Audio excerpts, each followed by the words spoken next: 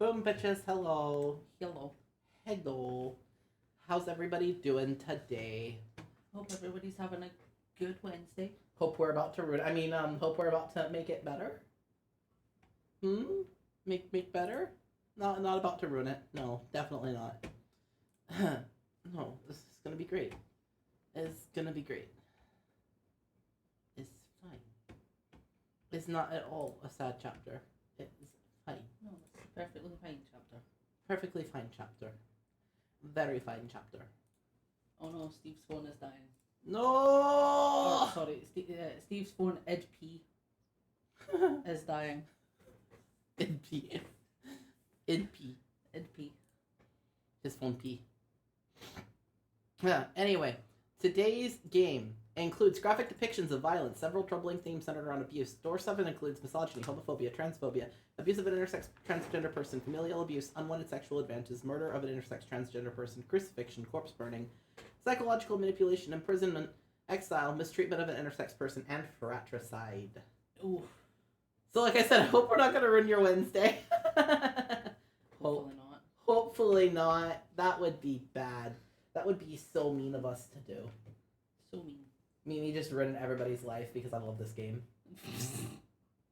just casually wrecking everyone's lives. Mm-hmm.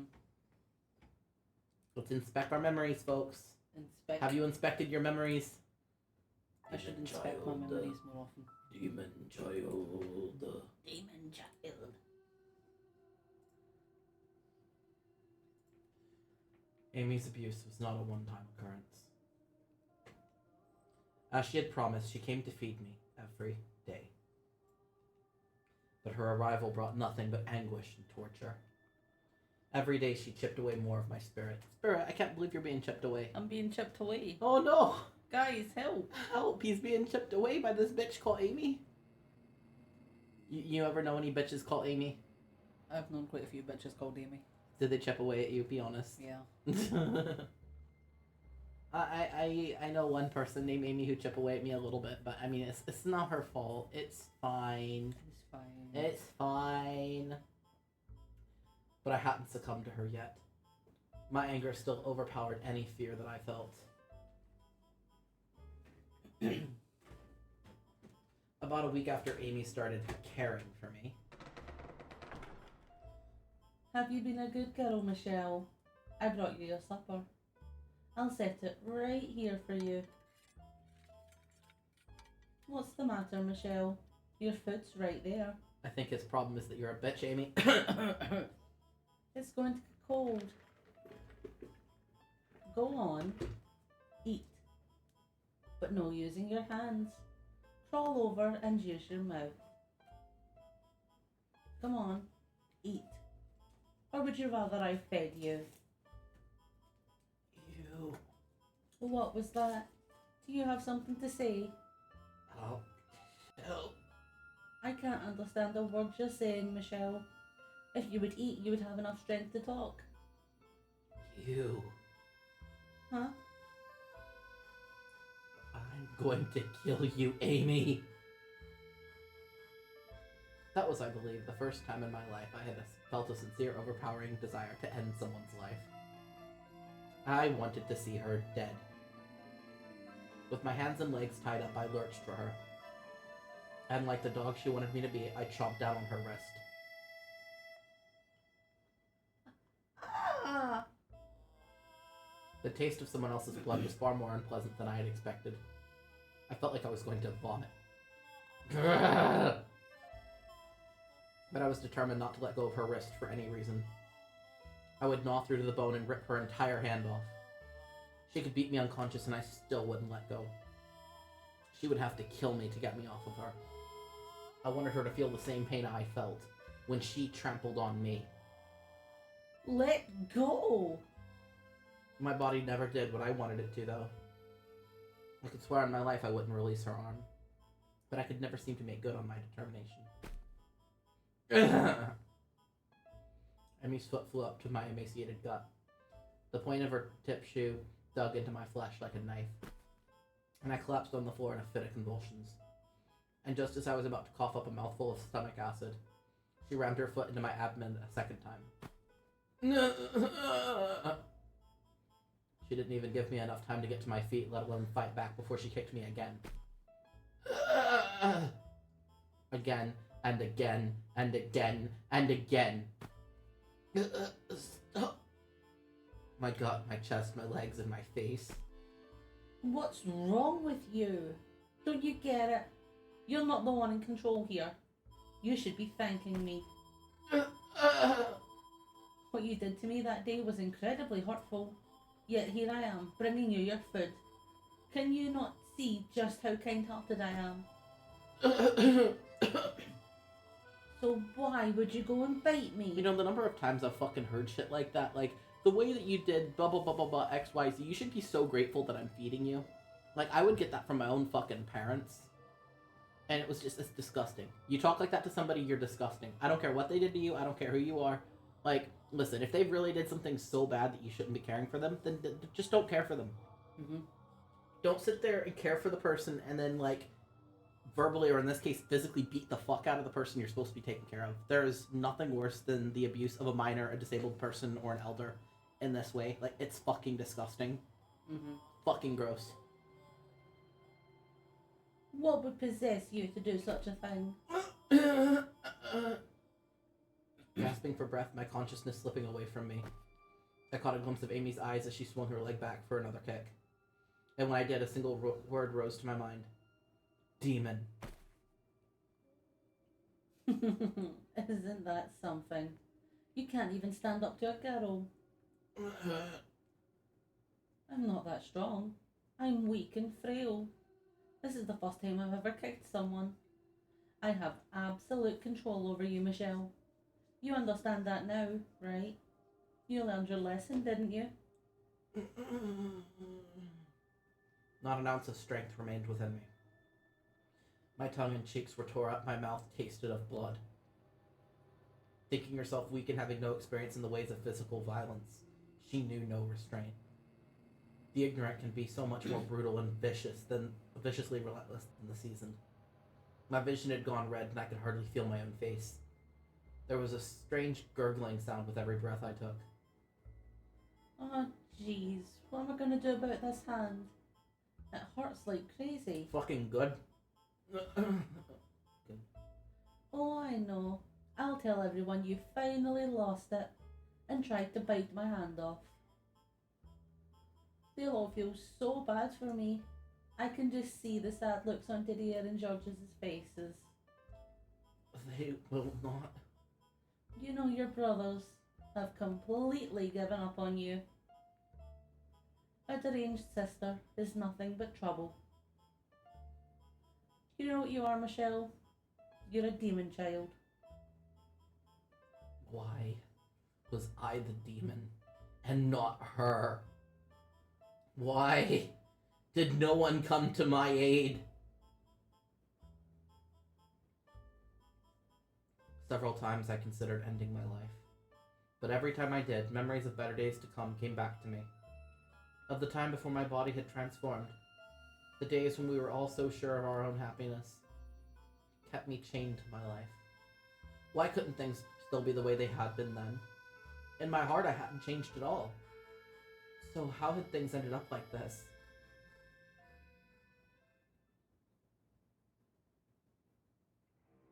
Michelle. Oh, Michelle. Are you in there? Did you need something, Georges? Oh, come on. Don't be like that. Do I have to need something to talk to you? No, but you look like you were in an unusually good mood, so I thought... Well, why wouldn't I be? It's a wonderfully gloomy day out. I would understand if it were clear out, but can you really say it's wonderfully gloomy? Well, you can't be outside for very long when it's not cloudy, so in our case, this is perfect weather. What do you say we go out for a little stroll? Well, we can. He's around today too, so we can see if he's up for it. It'll be like old times. We've been running around like headless chickens lately, so we haven't had much of a chance for a sibling outing. We'll have Mum make us a lunch, and then... Oh, we'll take a couple horses up to the... I did not mean Forest to do that. Edge. Up to the forest edge. I was like, no. George's was like thinking way faster than he was talking. Yeah. I'm fine with that if you are. You bet your bum I am. I asked after all. Now come on, let's go.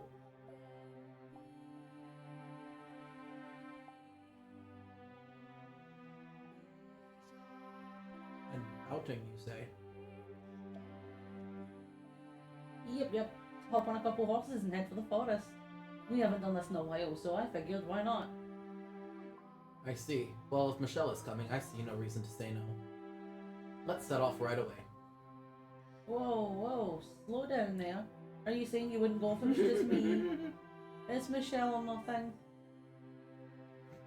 Of course. Why on earth would I want to go horseback riding alone with you?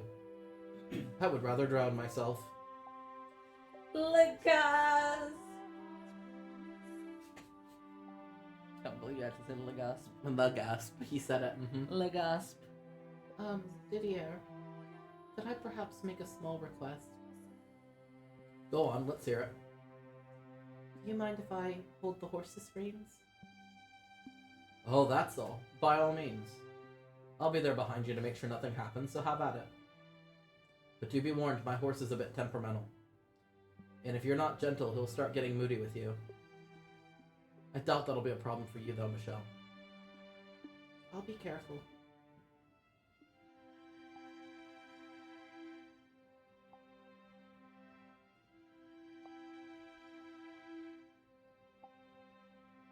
Hey, whoa, slow down, guys. Hey, look at that, Michelle. George's is still fumbling around all the way back there. Are we going a bit too fast? No, you're fine.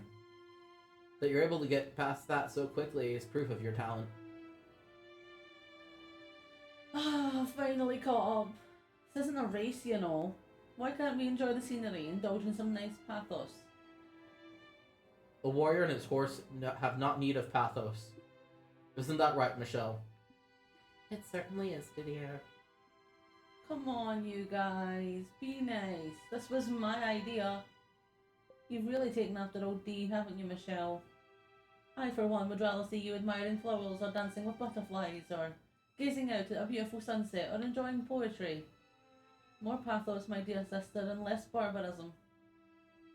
Long swords, suits of armor, and tales of heroic knights are much more appealing, though. You've let him get his claws in too deep, Michelle.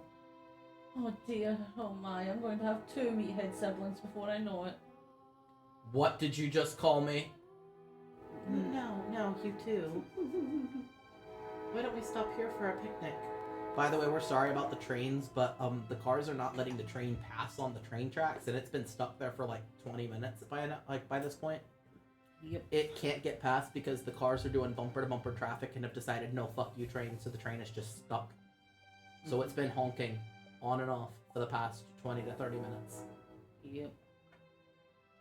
Seconded. My stomach's been rumbling up a storm. I took a few bites earlier because I was about to die back there. I hope your horse throws you into a river.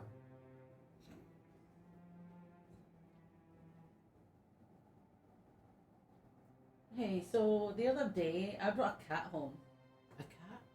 Yep, speckled from head to tail and ugly as a witch's arse. I was going to keep it in my room, but Mum flipped when she saw it. Keep that filthy thing out of my house. Out my house. Out my house. Out Ding my ding. house. Out my house. I wish there was something we could do about how much of a clean freak she is. Georges, try not to stress Mother too much. I think we should stress Mother out quite a bit. Mother's a bitch. Let's stress Mother out. You're unpredictable enough as it is. It would be nice, though, to have a cat, I mean. You think so? Then how about this? We'll keep it in the courtyard. I'll feed it on days when it's clear and you can do it when it's cloudy, Michelle. I don't know what cats eat, though. I bet he'd like pastries. Do you want to kill the cursed thing? I cannot approve of anyone taking care of an animal who thinks that's a good idea. Sorry. I'll pull this stick out your arse, D. Life's all about experimentation. Live and learn. See, I would be envious of the sibling relationship in this if it was just this. But, like, holy fuck. Holy fuck. Holy fuck. Like, this is fun. But holy fuck. Don't experiment on animals. Well, if you're gonna be like that, how about you help out too? You can keep an eye on us and make sure we don't do anything stupid. I don't think that Didier's gonna have any eyes left. He's gonna attach both eyes and then some to fucking George's. Now, you're trying to drag me into this? Already done. You're in. It's settled. Damn it, George's. Now we need to come up with a name. Have any ideas, Michelle? What? You want me to name it? It's not very often you get to give another living thing a name. Well, I guess you might have a few more chances down the road. Consider this practice. Something elegant and beautiful. You got this. Are you ready for the name of the cat? Are you fucking ready? I'm ready. Now George's. Don't put so much pressure on her. You have a point though, but it is a good opportunity. Don't stress too much about it, Michelle. Just choose something you like. Are you ready? You said the cat was speckled and ugly? Yep. One look and you'll be laughing so hard you can't breathe.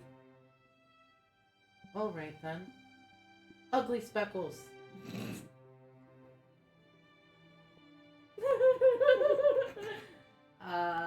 That's its name? It would seem you do not have a future in the arts, Michelle. But you said it was ugly and speckled, Georges. I did, yes. You could have tried a little harder than that, though. Fucking Ugly Speckles. Ugly Speckles. Could you imagine having a cat named Ugly Speckles? What if he was just named Ugly? Ugly. I would do that. I would name a cat Ugly. I would do it like as a joke, and somebody else would be like, "That's a great idea." Not pointing any fingers, but somebody else would be like, "That's a great idea." I'm like, "No, it was a joke. I didn't mean it." And 10 years down the road, we have a cat named fucking Ugly. That's why we have a cat named Sock. She had a proper name beforehand, but I was like, she sleeps in the sock basket, so her name is Sock. Yep. We had a debate over whether it was going to be Sock or Socks, and we're like, no, but there was just one of her. She has Sock. She is Sock. She is a mismatched sock. Mm-hmm. She has lost her pair in the dryer. It's gone. Gone. But why not? Ugly Speckles it is. It's actually kind of charming when you say it out loud. It is not. Ugly Speckles. It's not that funny. It is quite something indeed. The more I think about it, the more I... Not you too, Didier. We should bring Ugly Speckles on our next outing. Sitting together beneath the clouds, having lunch. That we should. Michelle's gotten bigger. Let's do this again, the three of us, and our ugly speckled cat. You said it. We're all good friends here after all. I've never been your friend, though. God, must you always be such a jerk?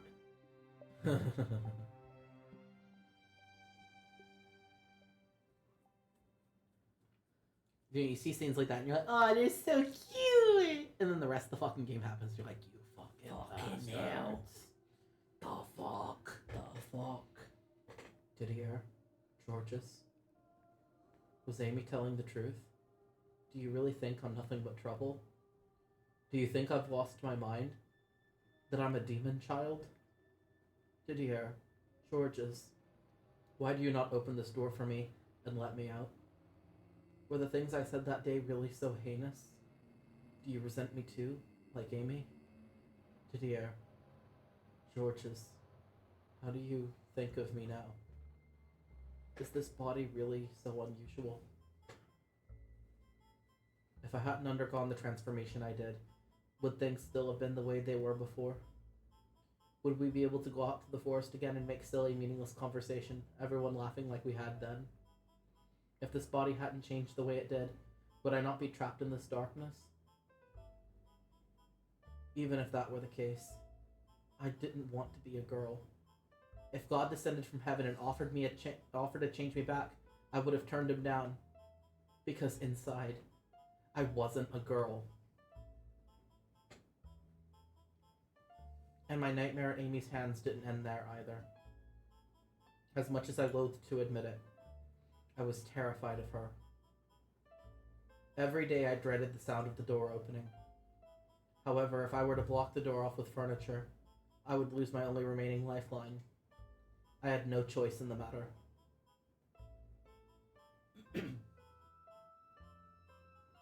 time for supper, Michelle. I brought your favourite, parsnips. Well, what the dogs didn't eat of them anyway. But you don't mind, do you? I'm going to cut your nails today, Michelle. I need you to She's gonna cut them way too short. I can fucking feel it. She cuts them way too short, doesn't she? You wouldn't want my hands to slip. I can fucking feel it. So to make sure you do, I'm tying you up. This way you can't accidentally move. My nail beds hurt. My nail beds hurt. Pain. Pain! Pain and suffer. Here's your water, Michelle. It's murky. Oh, heavens me. I must have fetched it from the wash basin by mistake. It's supper time, Michelle. I brought you parsnips again. Don't worry, the dogs didn't have any of these. They didn't seem to be interested in eating them raw. What, you don't want any? Then what am I going to do with these? You know, Michelle, you're such a disgrace. Cry for me, won't you? Beg for mercy. Look at you, all that pride gone out the window. It's hilarious, I tell you.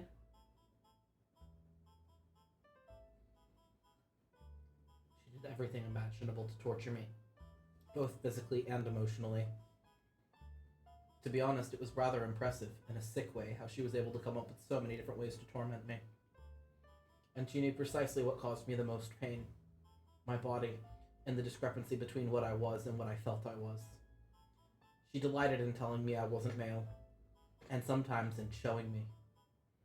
But I don't think I need to describe the things she did to me in any more detail. I could think of only one way to keep myself from breaking down. I completely stopped talking, stopped struggling. And then one day, after about 6 months or so, she said with a disinterested sigh, I'm done. And that was the last of it. By swallowing my pride and not resisting, I was able to escape from her grip. Once she was gone, the servants took over attending to me again. I was still imprisoned, but there was now serenity in my solitude. I didn't speak with anyone. I didn't make eye contact. I didn't do anything. I just lived. But even though I had peace, I still feared Amy having a change of heart. I trembled at the possibility that one day it might be her that opened the door. But above all, I hated, despised the fact that I lived with such fear of a girl. An overwhelming self-loathing threatened to crush me. I had recurring nightmares about the things Amy had done to me. The wounds she gave me did not heal. They only grew worse, eating away at me day after day. I was beginning to lose confidence in my own sanity in the silent darkness, where there was no sense of time. The line between my dreams and reality blurred. I often found myself screaming, crying into the empty air.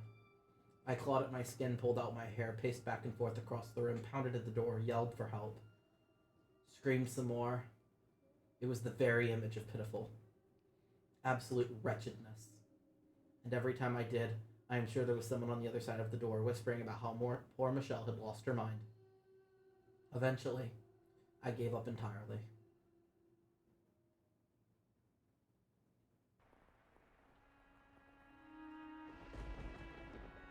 It was a stormy night that, in my 16th year, I had been confined for more than 2 years at that point.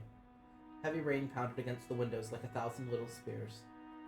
I was sitting quietly on the bed, unable to fall asleep, when suddenly there was a loud banging on the door.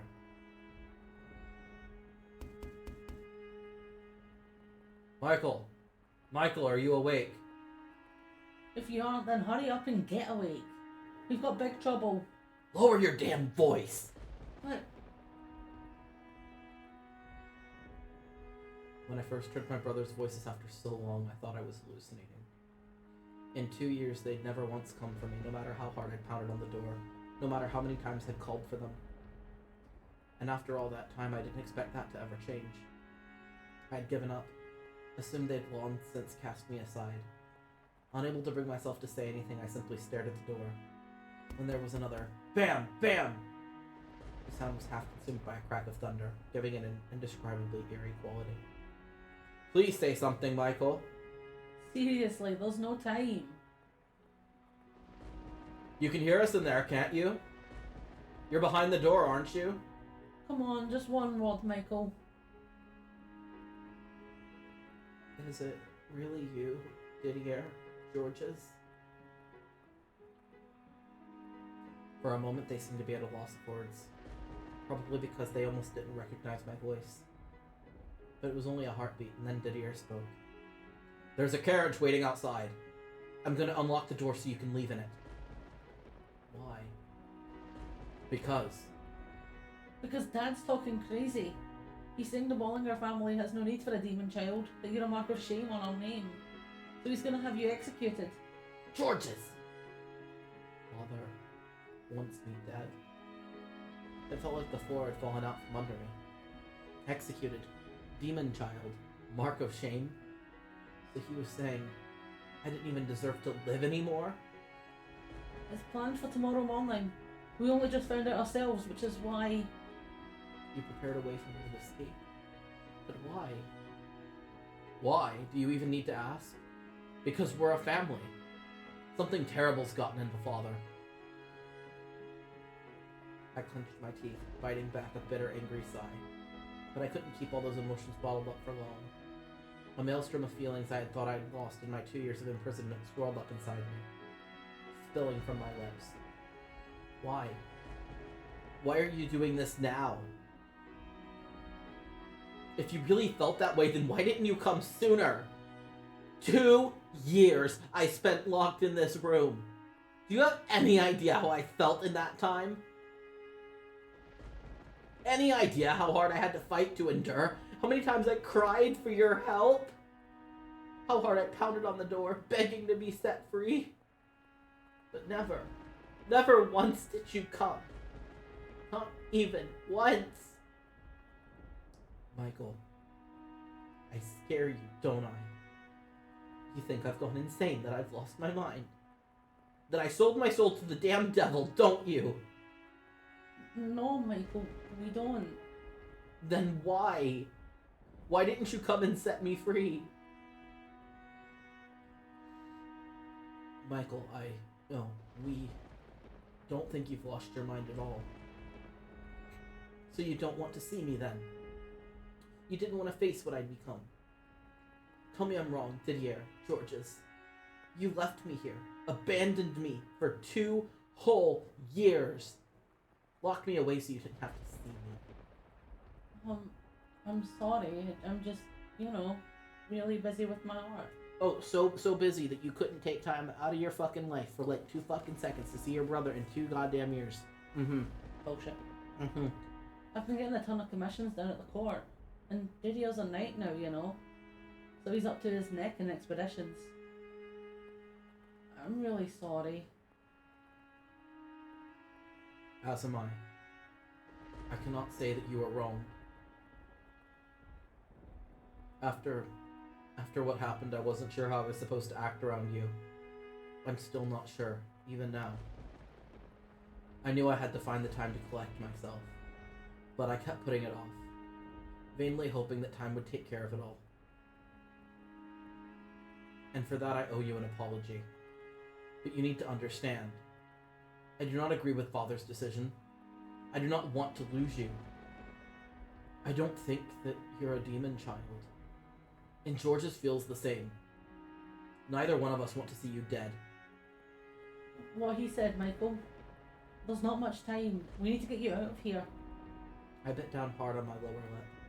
Hard enough to draw blood. It was that, or start sobbing. It's a little late for that. Michael. If you don't get out of here, you're gonna be killed. If I'm not an angel sent from heaven, or a demon child, then what am I? What on earth am I? What are you? You're a Bollinger. You're our family. And that's all there is to it. I pray you can forgive me for averting my eyes for so long. Can I trust you? Can I trust that even if the whole world says I'm cursed, that you'll always be on my side? That you'll always be my brothers? Can I put my trust in you once more, Didier, Georges? You absolutely can, Michael. I swear to God on high. And I swear to the God of art. Michael, I have no other choice, do I? I couldn't talk Father out of it, could I? I would rather you didn't try. He's not a man to change his mind. If you were to show up before him, he would likely draw his sword on you himself. It would destroy Mother. I'm sorry, we're not doing this only for you. Of course they're not. Okay, I'll go. Oh, thank goodness. The carriage will take you to a mansion, Michael. It's a property Father purchased some time ago. But due to rumors about the house, it's abandoned. No one wants to buy it from him either, and that's unlikely to change.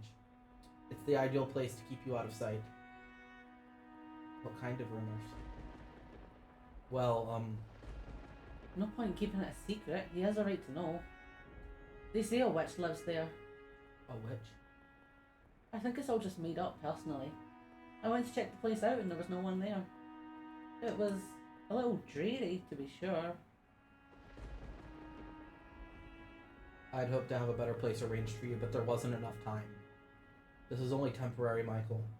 I cannot say how long it will be, but Father will pass away eventually. When he does, George's will inherit the estate, and that will mean you can return. So I ask that you hold out until that time. If I don't leave, I'm going to be executed. So send me anywhere, I won't complain.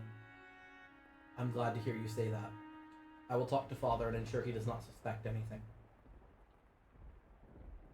We'll make this work, don't you worry. The long and short of it is, Dad simply wants you erased from the family. George's! Sorry. I wasn't trying to be mean. But anyhow, once I take over, we're in the clear. You'll be acknowledged as a Bollinger. I see. Okay then. Can I open the door now? Just a minute. What? You're still not ready? I don't have any clothes. Right. You wouldn't, huh? How tall are you now, Michael? Around the same height as you, I think. You're taller than me? Damn. Alright, I'll bring you some of my clothes. Thank you. Wow. I don't think I've ever heard you say thank you without putting up a fight, Michael. That's not true, I don't think. I'll be back soon. Get what you need together. Alright. Poor boy. Poor boy. Sitting in the carriage waiting outside, listening to the pitter-patter of the rain, I gazed out at my two brothers. I hadn't seen them in 2 years, but they hardly looked any different than how I remembered them. I was the only one who had changed, and dramatically at that. Looking at them, I couldn't help but remember the old days. Playing chess with Didier, running to draw from George's. Our sibling outings. However, the ominous sound of thunder crashing in the distance drowned out those memories. The mansion is several days' travel from here. Hopefully the carriage isn't too uncomfortable. I will send a package with any supplies you need once a month. Food, clothing, and, something to pass the time. If there's anything you want, Michael, just tell me. Now, or you can have a servant pass a message on to me. I can't think of... Actually, wait. I can think of one thing. I would like a chess set. Alright, I'll have one made. I would rather have yours, Didier. Would that be possible? Are you sure you want that beaten old thing? Yes, I want that one. Alright, I'll include it in the first delivery. I'll send you something too, Michael. Anything you want, just tell me. In that case, I would like some art tools. I'm nowhere near as good of an artist as you are, Georges, so they don't have to be anything special. Gotcha. So, some canvas and... How about some charcoal? And when you're back, I want to see what you've made with it, okay? Okay. I know this is already hard enough on you, Michael, but I need to ask you to do something for me. Avoid making contact with anyone who doesn't already know about you. So I can't talk to anybody but the servants? Put simply, yes. Tomorrow the world will consider you dead. So we cannot have people finding out that you are actually alive. Especially, Father. Please do this for me. I've been doing that for 2 years already. I've long since lost interest in interacting with anybody, so you don't need to ask me to keep to myself. Right. Does anyone else know I'm alive? Yes, Mother knows. In fact, this was her idea. It was? She loves you, Michael. She really does. I'm just, is having a little trouble facing the truth. Gag. So even though she's not here to see you off, I guarantee you she doesn't want to see you dead. She wants to have you in her life again. She wants to have an opportunity to eventually be right. That's what she wants. I expect Mother will be writing you. So please take time to write her back. She's a troubled woman, but her love for you is true and unwavering. Will you do that? Just a quick little, hey, got your letter, doing great, will suffice. Alright.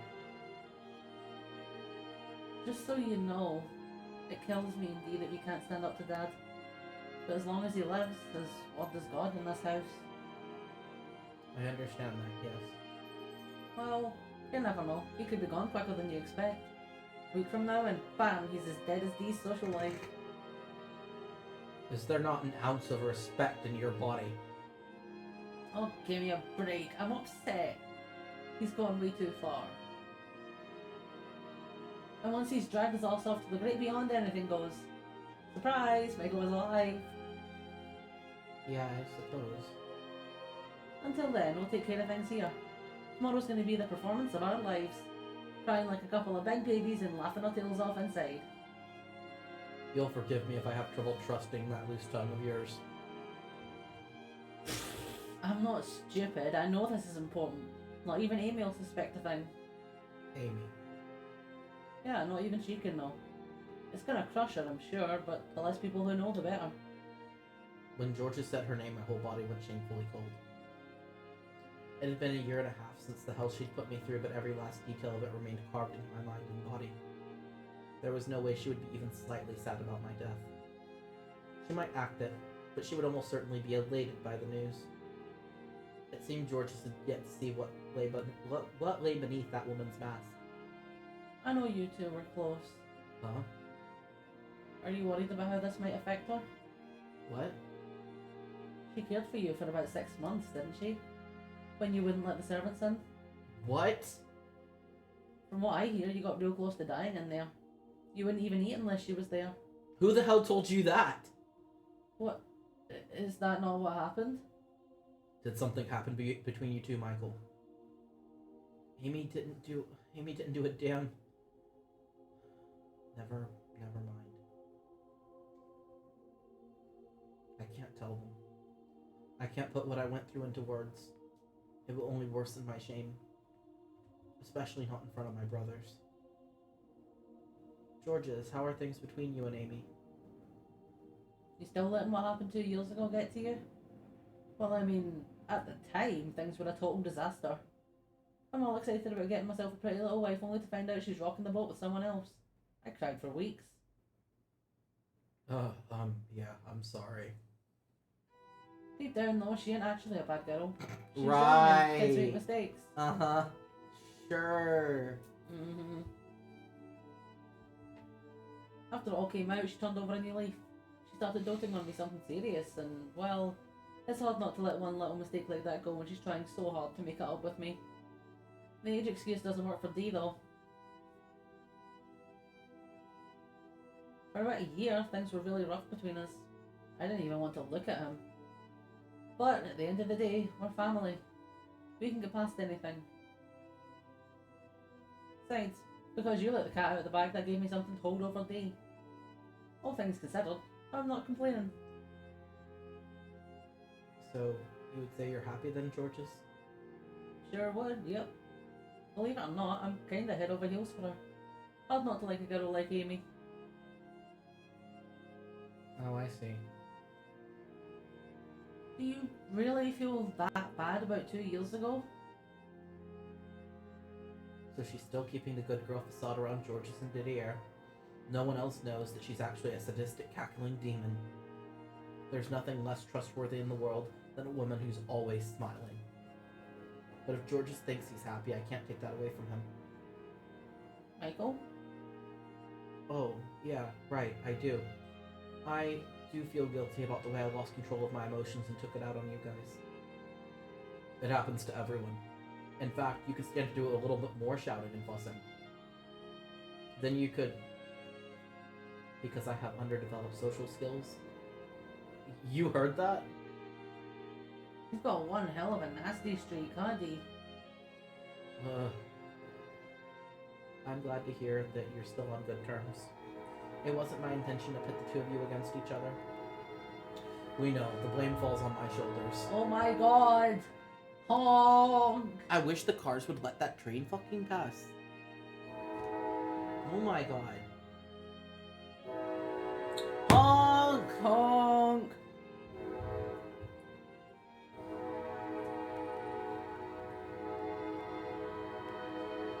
I want you to know something, Michael.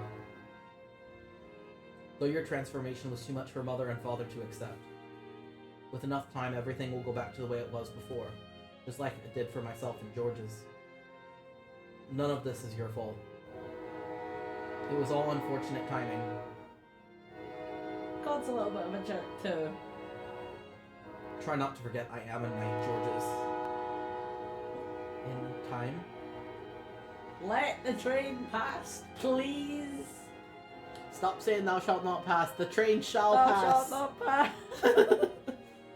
No, the fucking, you know the things that go down when the trains are like trying to go and it keeps the cars from, well, the cars broke through that. And they're like, no, fuck you. And this like poor fucking conductor's been sat there. Been trying so fucking hard for the last almost hour? Almost hour to get by. It's fucking ridiculous. Well, he'll be lucky if he doesn't lose his fucking job over, or they'll be lucky if they don't lose their fucking job over this. Fucking ridiculous. Like, the honking is annoying for us, sure, but I mostly feel really bad for the person who's in charge of the train. Yep. And anyone who's depending on whatever they're delivering, because it's a freight, so... Yeah. Anyone who's depending on deliverable goods, I hope there's nothing important in there. Yep. In time? In time. Speaking of which, we don't have much left. I'm going to tell the coachman to set off, okay? Good ear. Yes? Tell me the truth. Will the three of us ever meet again? Why would you ever ask that? Of course we will. Not a chance. I'm letting this be our last family get together. One last question then. Yes? Am I your brother? Well, I mean, look at you. Don't look like much of a sister to me. So, yeah, I'd say you are. I see. So long then. Farewell. And may good health bless you until we meet again. Until then, Michael. Farewell. Before seeing me off for good, they both gave me a strong, firm hug. Didier first, then George's. The warmth I felt in their arms, and my family's arms, slowly spread through my chilled body, which made it much more difficult to part ways. The wheels of the carriage rattled against the wet, stone-paved road. I stuck my head out the window, watching as they shrunk into the distance, standing there in the rain until they were completely out of view. A tightness filled my breast. Every glimmer of hope I had for my new life was matched by an equal degree of darkness and uncertainty. Would I ever make it back home? And if I did, would people still call me a demon child? Having to write Mother was another uncomfortable weight on my soul. The thought of having to play a girl for her. It made me sick. George's had acted like it would be nothing. But it wasn't that easy. It was more than pretend. Didier had said that with time things would change. But how could he be certain that those changes would be for the better? The wooden wheels turned, carrying me away to that cursed mansion.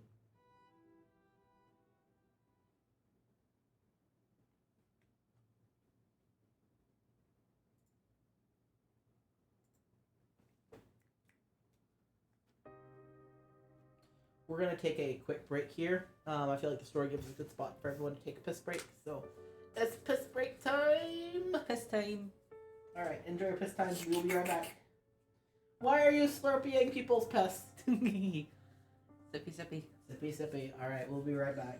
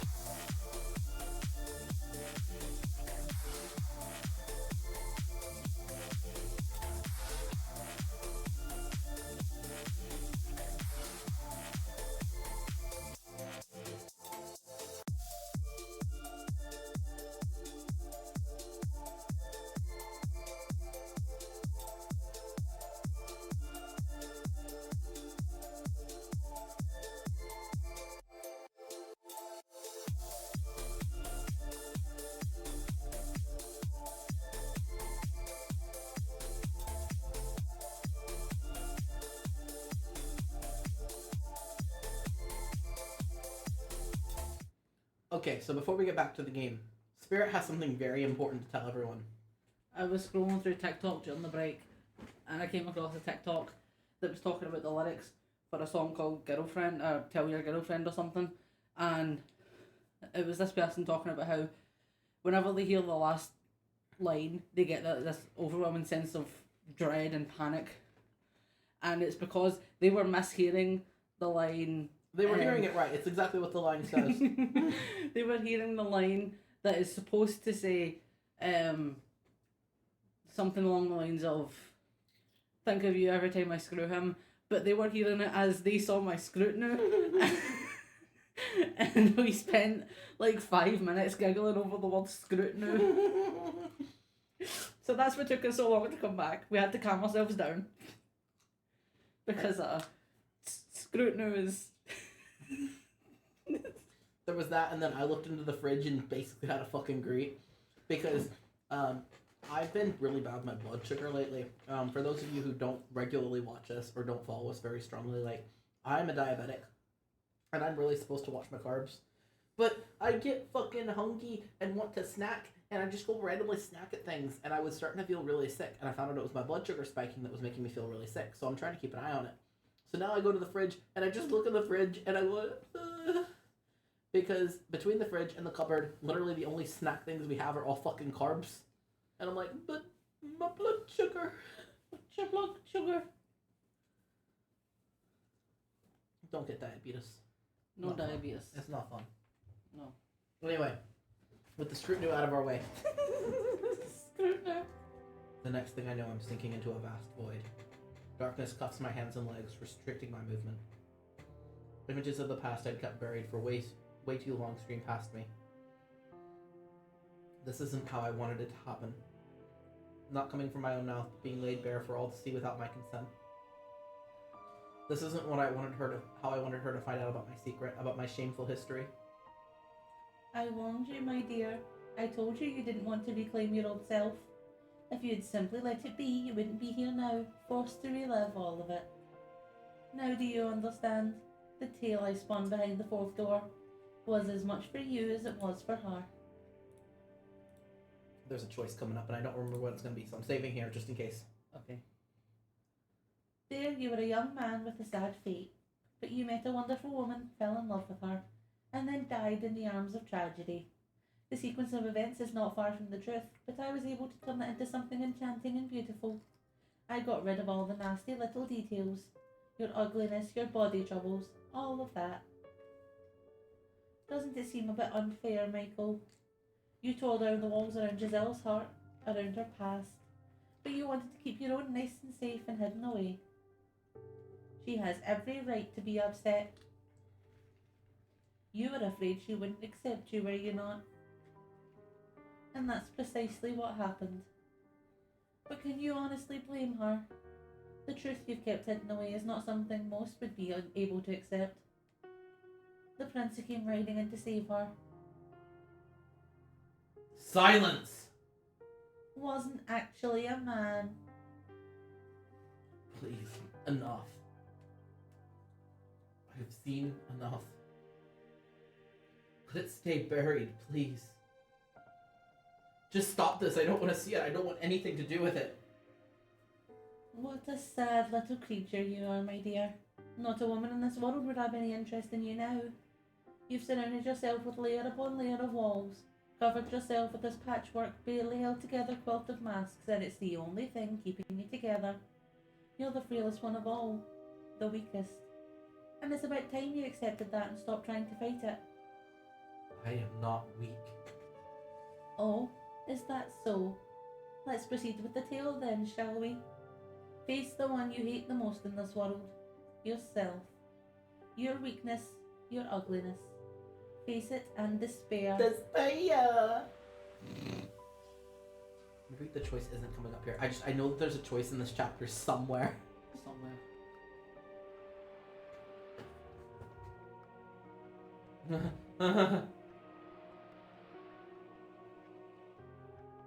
Don't.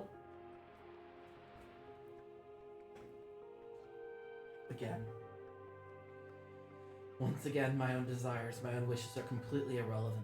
The past sprawls out before me once more, and the witch is exactly right. I despise the man I was then, teeming with vain hope and foolish dreams. I would rather pretend that part of me never existed. But I have no choice. I'm dragged into the life I once lived. My pleas for mercy, fading into dark nothingness. Okay, maybe it's not here. Maybe it's not here. It's fine. Maybe not, but it's good to see him anyway.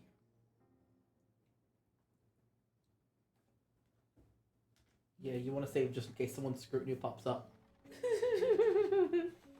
Not the scrutiny. No, it's scrutiny. I couldn't remember how long it had been since the capital had disappeared into the distance, but I'd been on the road for some time now. We'd long since left paved roads behind. The carriage rocked back and forth as it proceeded down the rough dirt path. For hours I stared through the window as unfamiliar scenery flowed past. Eventually a fog settled over the area, making it difficult to discern night from day. We made our way through the dark, dense woods. And beyond that, it seemed like the world was fading into view after a dream. A mansion appeared before us.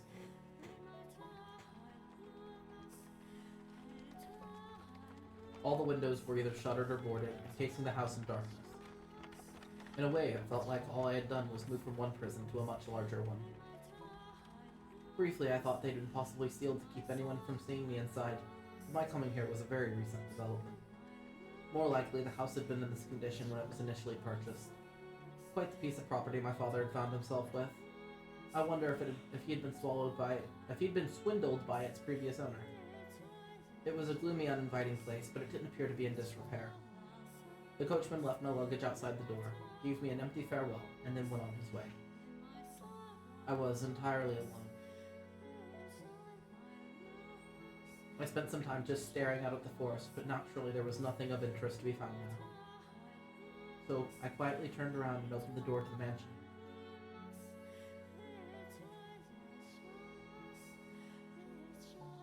It's certainly dark. I could barely see my own feet. Briefly, I considered trying to unshutter a window or two, but ended up deciding against it.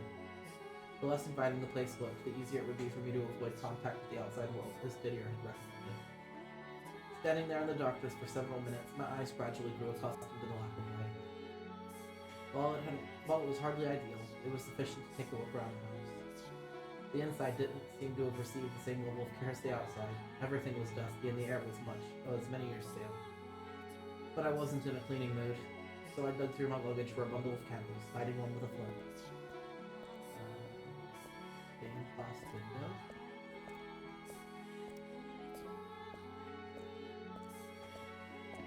Examining the large room I found myself in, I came across the stained glass window depicting an angel. The archangel, after it might have been named, looked solemnly down upon me. Quite the joke. 2 columns of evenly spaced pews ran the length of the room, all facing the multicolored window. I set the candlestick on a podium of some sort, which is when I realized this is a chapel. A flat length of silver bent in the middle was mounted to the pulpit's base. When I saw it, I knew exactly what it used to be. A cross.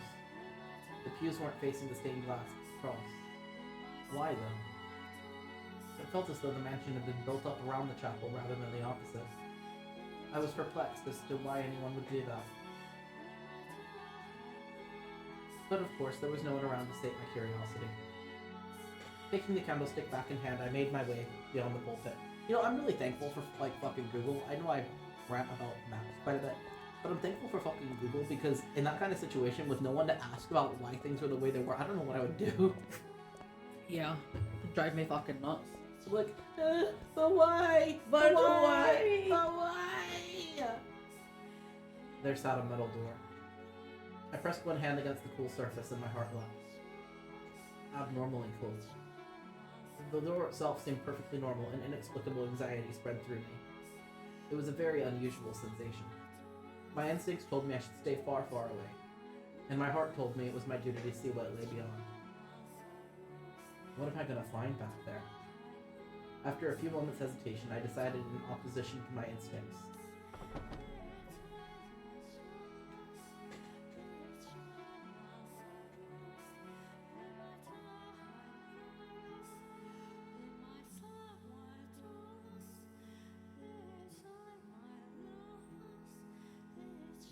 I was looking at a long spiral staircase. The wooden stairs stretched so high I couldn't tell where they ended. An observation tower, perhaps?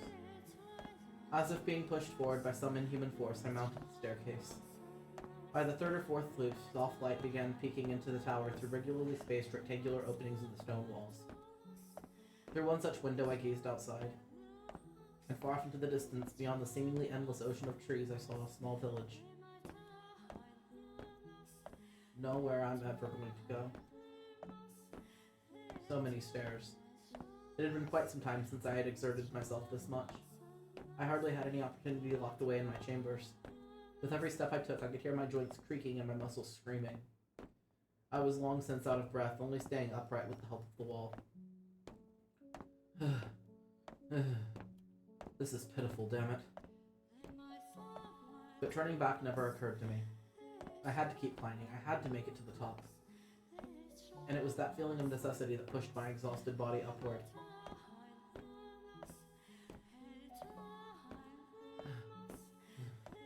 By the time I reached the top, I was practically gasping for air. Sweat streamed down my forehead. I wiped it aside, turning my gaze to yet another door. But unlike the first... What on earth? Bucket is alive! Hello, Bucket! Hello, Bucket! Hello! Hello, post-birthday Bucket. How was the birthday? Did you have fun? Did you age? Are you an aged Bucket? A tangle of rope covered the surface. You aged. Bucket aged. Bucket rusty. Bucket needs some WD-40. Tasty WD-40. Nom nom nom nom. Ooh, cheesecake. I haven't had cheesecake in fucking forever. No, neither have I. The last time I had a cheesecake was when HelloFresh sent us that tiny one when we got HelloFresh as soon as you started staying with me. Yes! That was the last time I had one. Was us splitting that tiny one. It was like the size of my fist. It was small. It was so tiny. They wanted like $5 or whatever for like each one. Yeah. But they sent me one for free because I don't know, they felt like it. And I was like, ooh, cheesecake. I see. The best part of Danganronpa V3. I feel like you're just gambling by playing Danganronpa. You don't even have to be at the slots. Playing Danganronpa is just like a gamble on the sanity, you know? Yes. Layer upon layers of it, making its intent abundantly clear. Nothing shall come in or out. It didn't look like it had been put there recently either, as much of it was rotted through. Out of curiosity, I grabbed the coil and yanked. The rope snapped in several places, chunks falling limply to the floor. That wasn't enough to allow the door to open, though. People only sealed doors like this for a reason. Largely because they didn't want or couldn't allow others to see what hid behind them. Like what they did to me. For a few moments, I felt as though I was looking down at myself from outside my body. If it hadn't been this man, but somebody else standing there, would they have turned back at the sight of the sealed-off door, acting as though nothing was there? Or would they have done as I did? I ground my teeth, a mix of annoyance and bitterness rushing through me. But I did not hesitate. I held the flame of the candle up to the wall for it, careful not to set the whole thing ablaze, slowly burning through them one by one. It was repetitive and time-consuming, but I persisted, wiping away sheets of sweat before it steamed into my eyes. The sun was well on its way down before I finally managed to expose the door.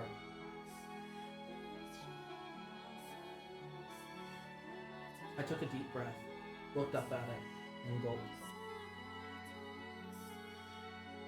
There was something indescribably chilling behind this door. And then I pushed it open.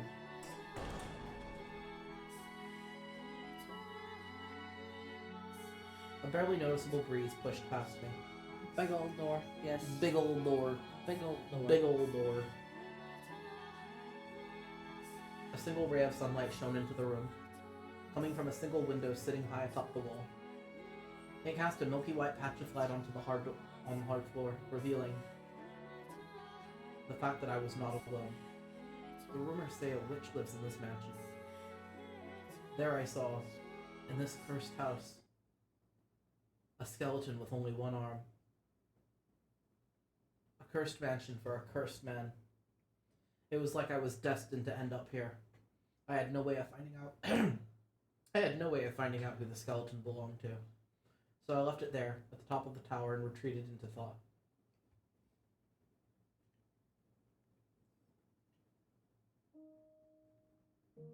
I wondered to myself, how had the one-armed person died? How had they felt locked in that room, staring up at the sole window so far out of reach? About the only thing that they would have seen was the sky and the occasional bird. Had they yearned for more light, or had they come to despise the tiny patch of it that trickled into their room? Had they been some sort of wicked criminal imprisoned for wrongdoing? Not all prisoners are necessarily bad people. Having been branded with a non-existent curse, I couldn't help but think maybe there was something similar that had happened to whoever they were. Vainly reaching out for the sun, constantly praying for a rescue that would never come. We all had gone through what had gone through their mind as they withered away.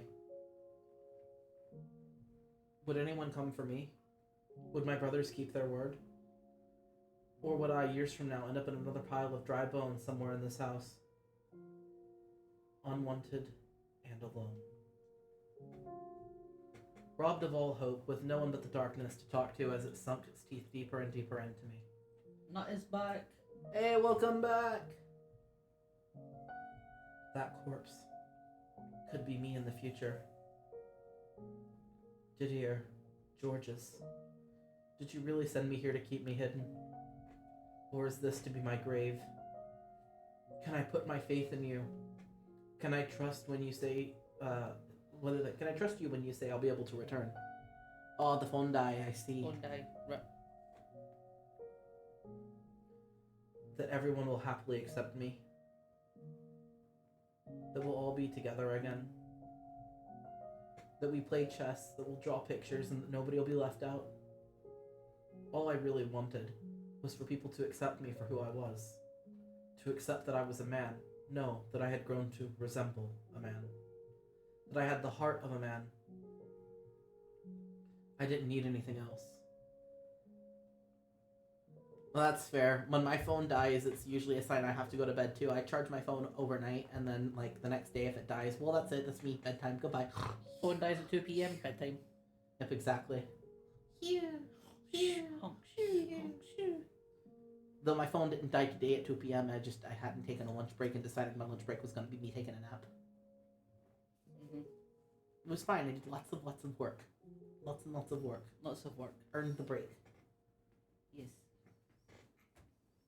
I didn't want to cause anyone anguish. I didn't want to hate anyone. Do you guys want a slight summary of what's happened so far, since I know that Bucket just got here and Nut's phone had died? If you guys want a summary, we can kind of sum stuff up for you just so you're not missing anything. Let us know. Okay. Sure. So, would you like to do the summary? We saw more of the torture that Amy put poor Michael through. Poor Michael. Poor Michael. Eventually, Michael stopped giving her struggling responses, and she got bored and gave up. And then, so that took, 6 months? 6 months. And then it was a year and a half later than that, Michael was woken up or disrupted at night time. Yeah.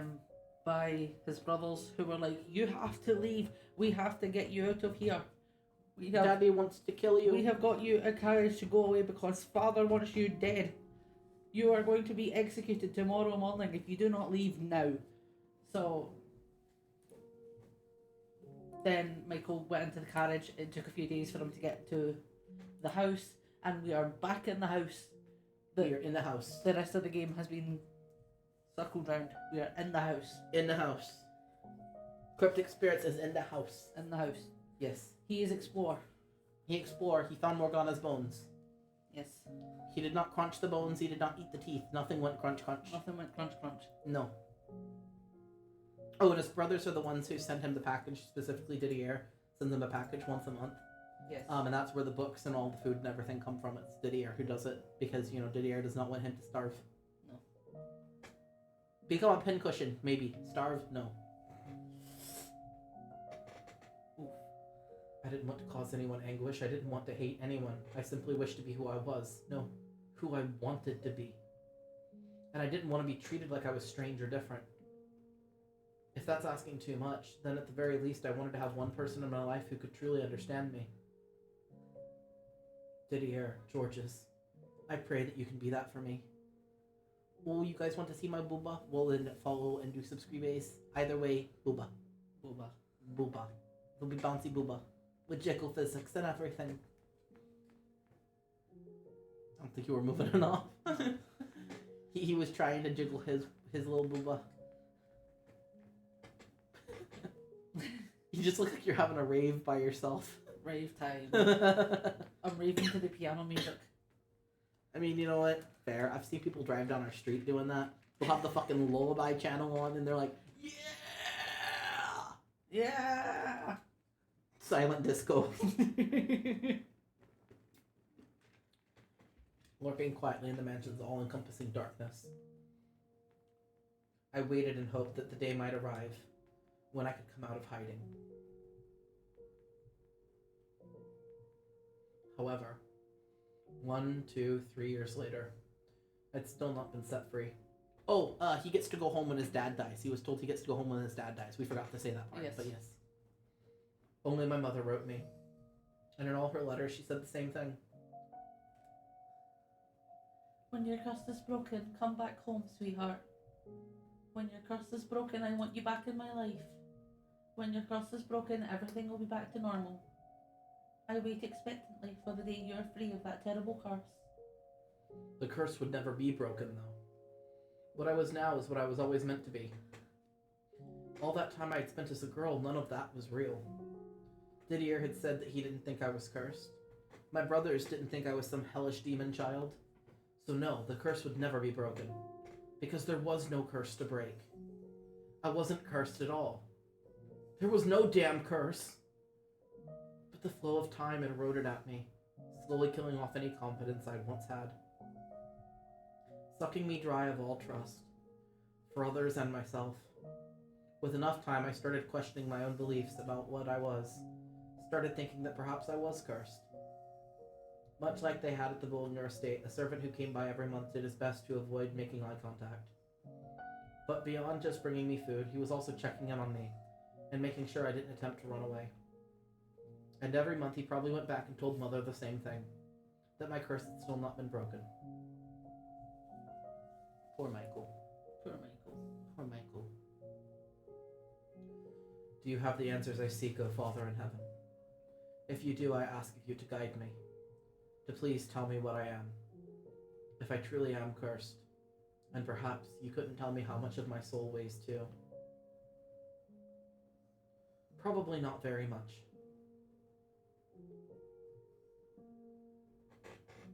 I spent enough time alone in that dark mansion to drive anyone mad. The more time that had passed, the more I grew to question myself, my worth as a human being. And whenever the self-doubt and loathing became too much to take, I trekked up to the top of the observation tower to see the light. Sitting there on the hard floor, I would place my hand on the skeleton's leg, shoulder, its hand. From the size of the bones, whoever it was appeared to have still been young when their life withered away. Poor child. Even I feel blessed compared to you. Oh, how miserable it must have been locked away up in this tower. To have your arm mercilessly severed. You have my pity, though. I alone shall mourn your death, and I alone shall take comfort in your presence. You poor, poor child. By pretending to pity someone who had it worse than me, I was able to feel somewhat better about myself. I used to watch, and I still do sometimes when I'm really, really sad, those, escaped occult documentaries, because I would be like, at least I didn't have it that bad. And I feel like that's exactly what he's doing. Yeah. You know, it's not like you want to see other people suffer, but sometimes seeing other people who are doing worse than you, or you perceive to be doing worse than you, makes you feel like you're doing slightly less bad yourself. I had an obsession with those movies growing up. I would just sit there and watch all of these people who had been through awful Christian cults. In a lot of cases, ones that were slightly more extreme than the one I had grown up in. And I would just sit there and watch and be like, well, I don't have it that bad, so I must have it pretty good. I don't have anything to be sad about. You know, I should just be happy because at least I don't have it as bad as this person right here. Yeah. It never really worked at cheering me up, but it was a coping mechanism I had.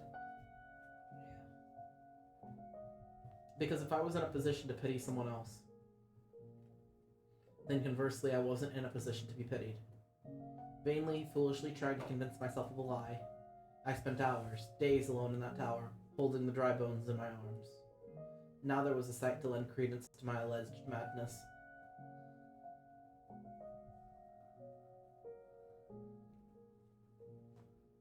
Over time, the air in the mansion seemed to thicken, as if the fog were condensing. Water pushed out all the air, swallowing me up and suffocating me. A putrid mire. I was trapped at the bottom of this thick black sludge. Soon I lost track of the passage of time, my only landmarks being the dates on Mother's letters. Before I knew it, 8 years had passed.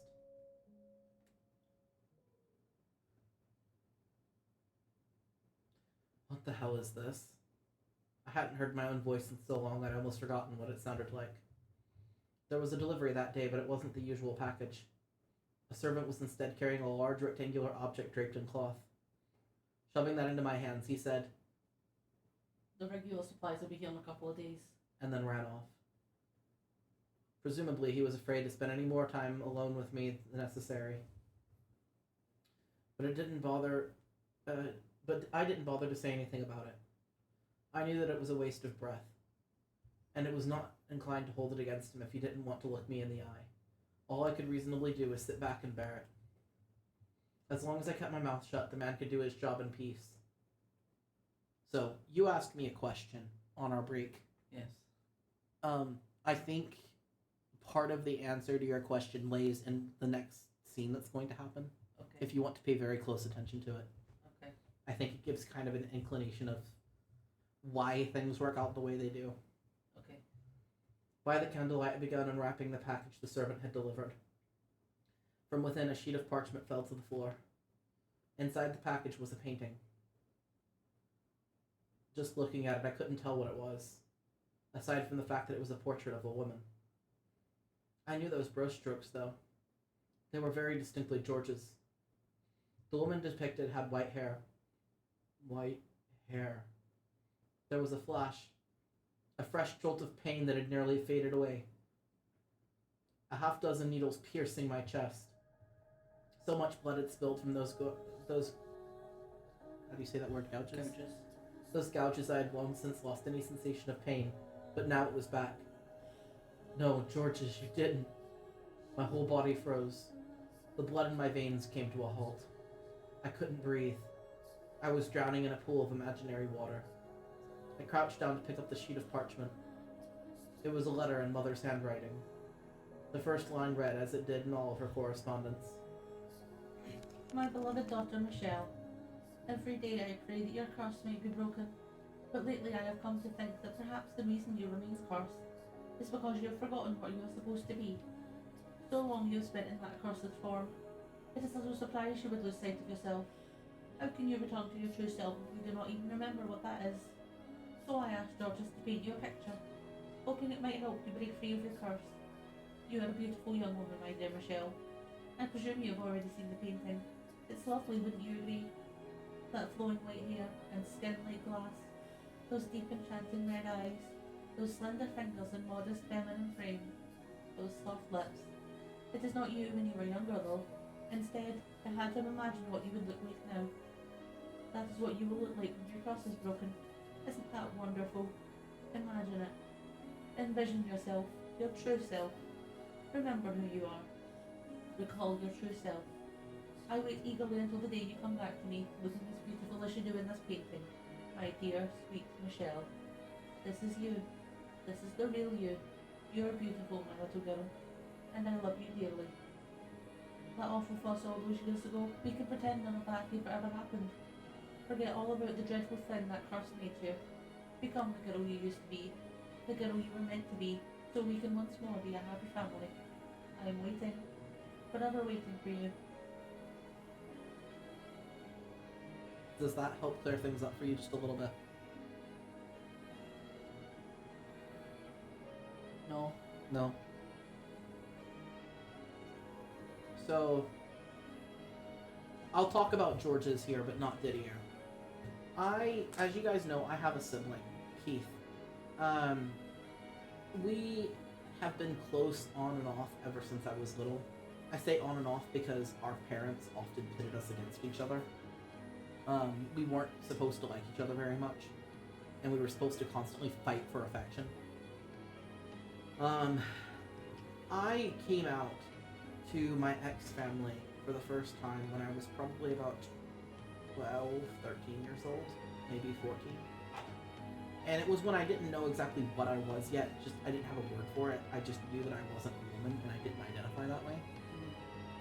So I came out, everyone kind of laughed at me. I got mocked and made fun of, got told I was cursed, and got sent to my room. And I wasn't allowed to leave my room until I admitted that I was a girl, which took about a day and a half. I did not have strong will. I was a child. I was not strong-willed. No. Everybody treated it like it never happened. People forgot about it, moved on. I came out again in my late teens to Keith. And we sat down and we talked about it. And I was told, I will always accept you. You're my brother. This is just going to take me a little time to get used to. So you just need to get me, give me some time to get used to it, but I will. You're my brother and I'm close to you. I love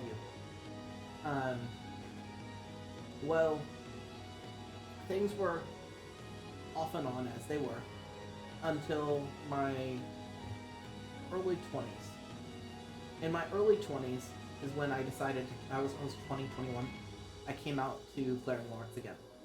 And I said, I'm a man, I identify as a man, I'm going to go through the process of getting a sex change, this is who I am, I need you to accept this. And I was told, not under our roof, you're not going to do that, you're always our baby girl, you're always our daughter, never, no. I said, okay, well, I'm not going to do it under your roof, I'm going to be respectful, I'm going to wait until I've moved out and gotten on my own and done my own thing. There was another detour that kind of happened in between us, but it's very unrelated, so I'm not going to go into it. But I kind of had a stall where people were trying to convince me that people had been grooming me to be transgender my whole life. So I kind of had, what are you doing? So I kind of had this moment where, I wasn't really sure what was going on because everyone in my life was trying to convince me I'd been groomed.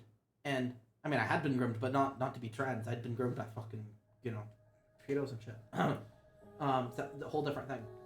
So, I'd also been religiously groomed. So, not at all the kind of stuff they were saying. But I had this conversation in the car with Keith when it was after I'd been kicked out. And it was after I finished that stint with that church I had. So I would have been 23, maybe freshly 24. Sound about right? 22, 23 sounds about right. Okay. So we'll go with 23. Yeah. So I was about 23, and I was sat in the car with Keith, who came to a halt in the middle of the road, like actually kicked the brakes in the middle of the road, and went, "I can't do this anymore." And I said, "You can't do what?" You've tried to trick me. You've tried to convince me that you're my brother, but you're not. You're my sister. I've seen the truth, and I know what you are, and this is not of God. You are cursed by God. Blah blah blah blah blah blah blah. This big old rant. This is how you're supposed to be, not like this, and started like pulling up pictures and stuff on Facebook of other people who looked remotely similar to how I had before I had cut and dyed my hair and got my piercings and stuff. And before I'd gained the weight, obviously, because you have to show twig pictures to people because you gotta add the weight shaming on top of everything else. And so I was being shown these pictures of like who I was supposed to be. We're in the middle of the fucking road. We are parked in the middle of the fucking road. And I'm getting this whole big spiel, and it's I can't accept you like this, and I either need you to forsake your demons and come out of being in league with Satan and tell me that you are a girl and that you are my sister, or I don't think we can be siblings.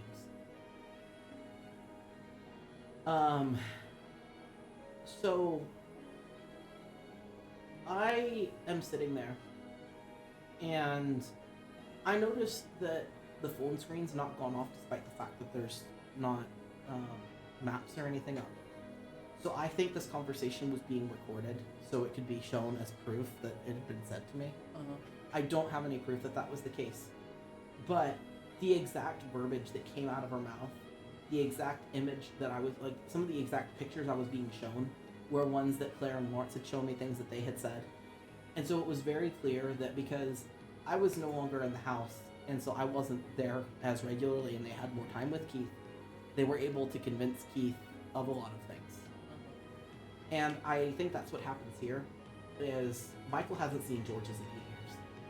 Yeah. George's is probably being manipulated and groomed by his mother. Yeah.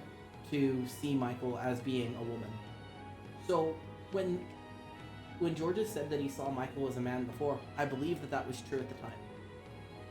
But because he was not taking time out of his life to come and visit his brother, he was not taking the time to come and have, you know, any kind of relationship with his brother. They weren't even writing fucking letters. They could have written letters and he could have signed them in a different name or something. You know, written with his left hand so it wasn't as obvious that it was Michael's handwriting. They could have done something. But the fact is they weren't. And because they hadn't been in communication, because George's is hearing day in and day out from the mother, he's willing to do something like this and completely betray Michael and his trust by drawing this picture of Michael as a woman at the age Michael currently is. It would be one thing if it had been a picture of Michael as a kid. Like if it had been like a painting of Michael, Didier, and George's from like 10 years ago when they were all children. Yeah. That would be one thing, because that would reflect how Michael looked. So I would still think it's scummy, but it would be significantly less scummy. But I think that this scene shines a lot of light on it because the picture doesn't come on its own. No. The painting comes with a letter from the mother. Yeah. Where the mother admits to telling George's to paint the painting and admits to telling George's to imagine what Michael would look like if Michael were still Michelle. Uh-huh. The mother admits to the fact that she is actively grooming George's against Michael. Yeah. And as somebody who's been through that experience, I can tell you that that is exactly what's happening. So, I know that during break you asked me, well, how did they go from... Because obviously before this chapter we knew about the painting, and we knew about what Didier's about to do. They're shown in one of the earlier chapters. So we know these things are going to happen. So Spirit was like, I'm just confused because they looked like they were so accepting. What happens in the next 10 years? How does things change so drastically? And I didn't really want to give a very clear answer then because I feel like it ruins this scene. But I do think this scene is a great encapsulation of why things turn out the way they do. Because there's manipulation coming in from the family. The family is painting him one way, and he doesn't get a chance to share his story. So he ends up being erased and forgotten and painted as cursed, and everyone believes it. So is that a better answer to your question than I was able to give you earlier? Yeah.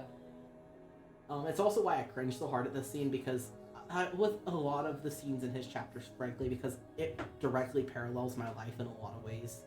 Obviously, I can look at Michael and go, you have it significantly worse than I did. But there's a lot in my life that parallels with this, which is part of why I think that the trans representation in this game is so good. Because to me, it feels very realistic. Yeah. Like, some of the bits may seem a little bit over the top if you were to view them with the brush of the modern day. Yeah. But when you consider the time frame it's in, everything is, in my opinion, pretty accurate. It's pretty reasonable. Yeah. Honestly, the only parts that are inaccurate is the brothers accepting him. Yeah. Like, that wouldn't make sense in that time period. But for the most part, I think it's a pretty accurate rendition. But I've got so much in my life that just directly parallels with the shit he went through. So it just it gets to me a little bit.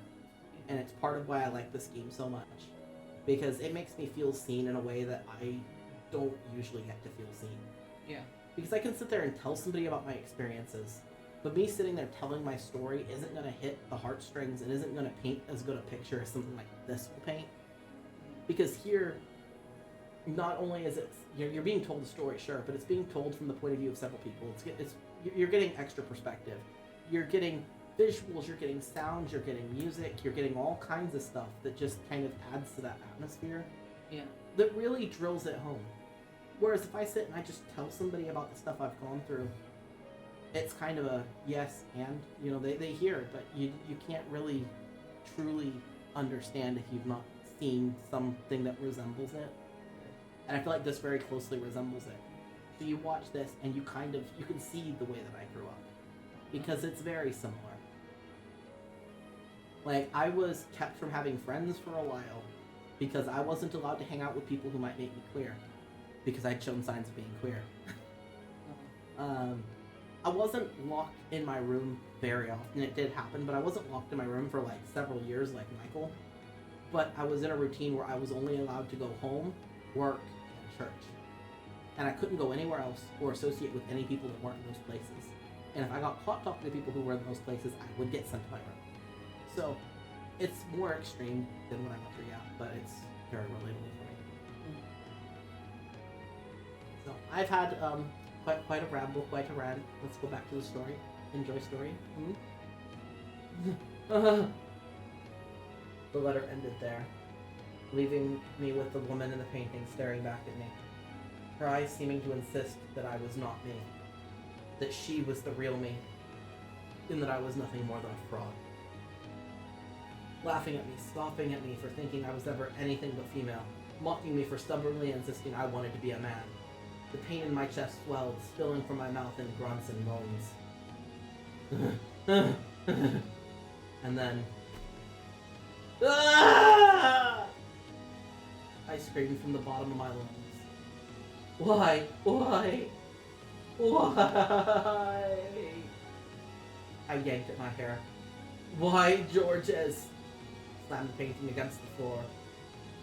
You said I could believe you. You swore to the god of art. So why? Why did you do this to me? You said yourself that you didn't think I was cursed. You acknowledged me as your brother. You know this isn't me.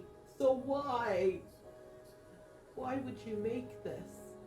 I've been waiting for so long. I put my trust in you and in Didier. I trusted you. I believed you would always support me. Was that all a lie? Deep down you really think I'm cursed, just like Mother. And that's why you haven't written to me. Why you haven't answered any of my letters. Where did that faith get me? Why did you even help me escape? Was it all for show? Was my execution just a lie? Just an excuse for you to send me somewhere far away? Well, was it? Tell me, Georges! Tell me the truth! What about you, Didier? Where do you stand? No, this isn't real. My voice was getting hoarse. I didn't have the strength to hold it in, and everything came spilling out of me, squeezed out by phantom water. And the white-haired girl in the painting just stared back at me, smiling. I bit down on my lip as hard as I could. A metallic taste spread through my mouth, drops of blood trickling to the floor. Pulling the knife I used to open the monthly deliveries from my waistband, I lifted it high into the air, gathering what remained of my strength. This isn't me! And slashed the woman's face with it. This isn't me. This isn't me. I am not this woman. I am a man. Carved into it. This is not how I look. With everything I had. Don't try to erase who I really am. Don't call me repulsive. Don't say I'm an abomination. I tore that smiling, contempt surging from every slash. This woman isn't real. I wanted to curse the whole damn world. Every last thing. This wretched mire that had become my life. My brothers for happily going about their lives as I suffered here in the darkness. My delusional mother for refusing to acknowledge who I was. My father for trying to have me killed. Amy for making me realize I was a man, and then for torturing me for coming out about it. Everyone. I didn't care anymore. I wanted everyone who'd ever wronged me to suffer the same way I had. I can make that happen. A voice rang out. I can curse them for you, my dear. It was a woman's voice, muffled like there were several walls between me and her. Who's there? I swept my candlestick, thrusting it forward to the sides behind me. But there was no one else around. Give it a little thought. It's not that difficult. And when you figure it out, come to me. I've been waiting for so long for someone like you. Someone with such hatred for the world. How am I supposed to know who you are? How could you not, my dear? You visited me so many times, held me in your arms, whispered poor child into my ear again and again. What? No, that's not possible. I see. I've truly lost my mind. If that's what you wish to believe, that's your choice. But the way I see it, if you had truly lost your mind, you wouldn't be in so much pain. I beg to differ. I've seen people who've lost their fucking minds and they can still suffer, just like the rest of us. The voice, still muffled and unclear, seemed to be coming from somewhere far away, very close at the same time. Find your way to me and open the door once more. Let me out of my cage. Give me your hand. I knew in the back of my mind that it was absurd, but nonetheless I did as the voice said. I let myself be drawn in by the pleasant whispers. The Archangel stood proudly on his glass perch, looking down at me. His gaze almost seemed judgmental, but I marched for the tower unconcerned. For so long I have been waiting for the day I would be rid of all this darkness, for the day someone would truly set me free. When you arrived at this house, I felt the hands of fate at work, that you were led here, that you were meant to come to this place. You've been through so much to get here. I know your pain.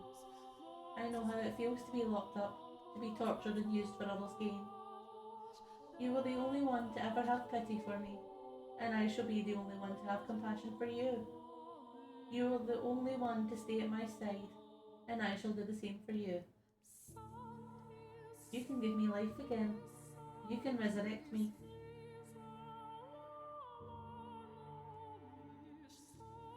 Now open the door, Michael. I felt like I was no longer in control of my own body. Yeah, if somebody wants you to let them out of the cage, that is a bit of a red flag. Just a little bit. You know, just a tiny bit. Just a little bit. Ah, just a little bit of a red flag. Little bit. Her voice was tender in a way unlike either Mother's or Amy's. Enticingly so. Standing at the top of the observation tower, I pushed open the door. Wincy, little tiny echo bit. Echo bit. Echo flag. And the first thing I saw was the ray of light shining down through the window. And nothing else. Thank you for opening the door. It was empty. The skeleton, which had been sitting there as long as I had been in this house, had vanished without a trace. I spun around, my gaze darting back and forth across the chamber, but no one was there. Only her voice whispering in my ear. You made this possible. You gave me the chance to have my revenge. Revenge? Now I can make those men suffer a hell even worse than the one they put me through. Constant, everlasting despair. Despair! Their flesh may turn to dust, but so long as their souls live on, their torture will know no end. Yes, despair.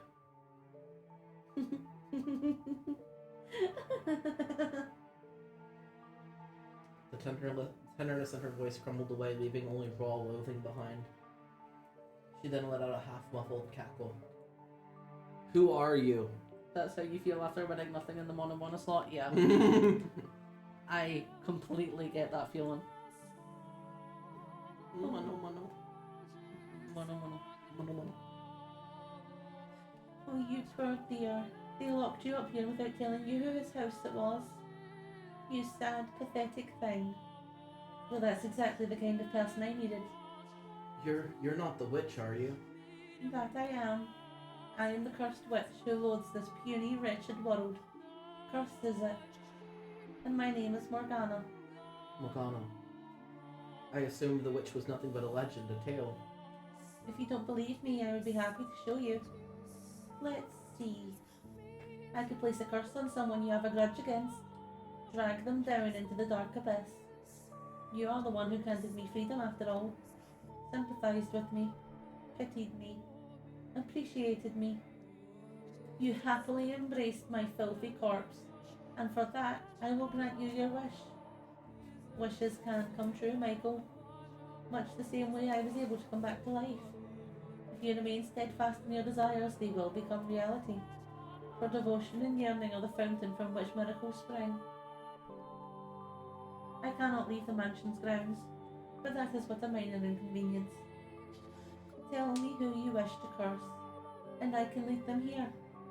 I can force the cross you were made to bear onto them. I believe in my power to perform miracles, because you made my miracle a reality.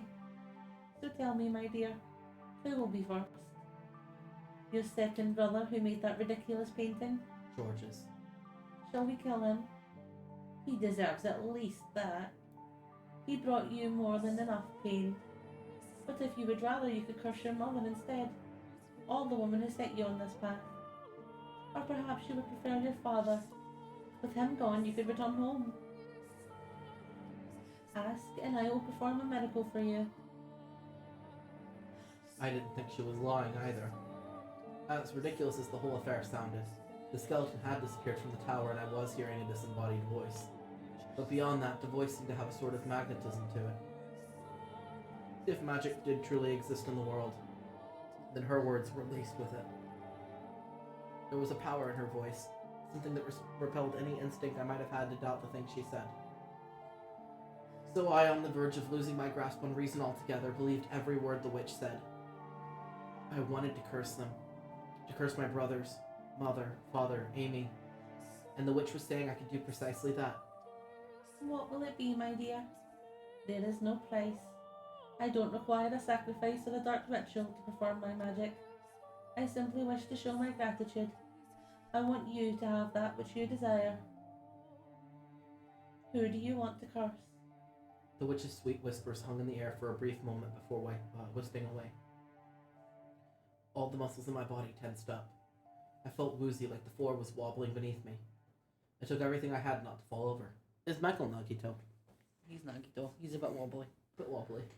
Who do I want to curse?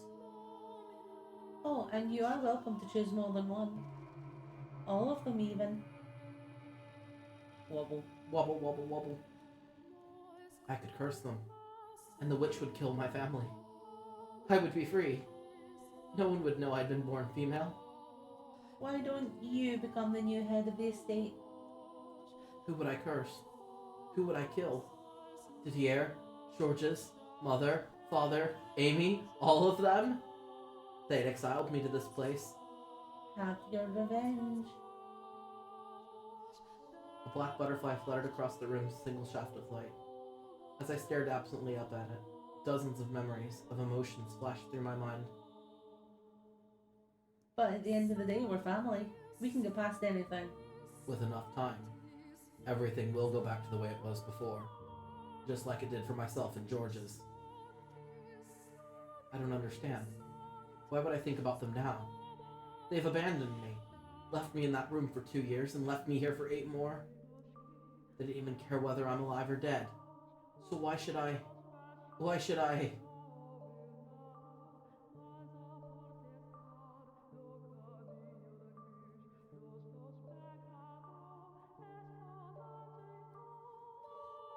Have you made up your mind?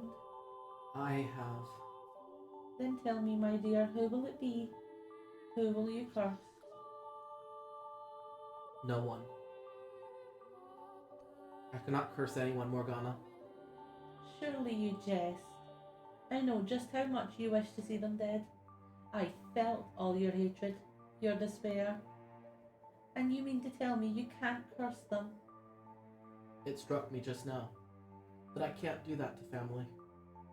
I cannot curse my own family. This is the family that cast you aside, labelled you cursed, made you suffer for years, and then locked you away in this remote mansion. And they don't feel even the slightest bit remorseful about any of it. I understand that. I know that they don't give the same weight to their words as I do. I figured that out long ago. I know that I'm alone in my prayers, that they don't want the same things I do. I trusted them more than they ever deserved. So why then can you not curse them? Because I don't want to hate them. Oh, he said the name. He said the title of the stream. Oh. Because I don't want to hate them. I don't want to bring them suffering. On the contrary, I want them to be happy. You have no place in that happiness, though. It is a happiness that rests upon your misfortune. Why then should you not drag them down so you can find respite for yourself? I would find no respite by cursing them. How can you be so sure of that, my dear? I most certainly found a great deal of it myself. You're trying to follow your conscience, I can see that. But that good is superficial. All it does is shackle you. Remove the shackles and everything will be so much easier. Nothing you say can convince me to kill my family. Why not someone who isn't family then? Surely you can think of at least one person you would like to see dead. Oh, I most certainly can. I could kill her dozens of times and it wouldn't be enough. But just because I would be happy with her death doesn't mean there aren't people who'd be sad to lose her.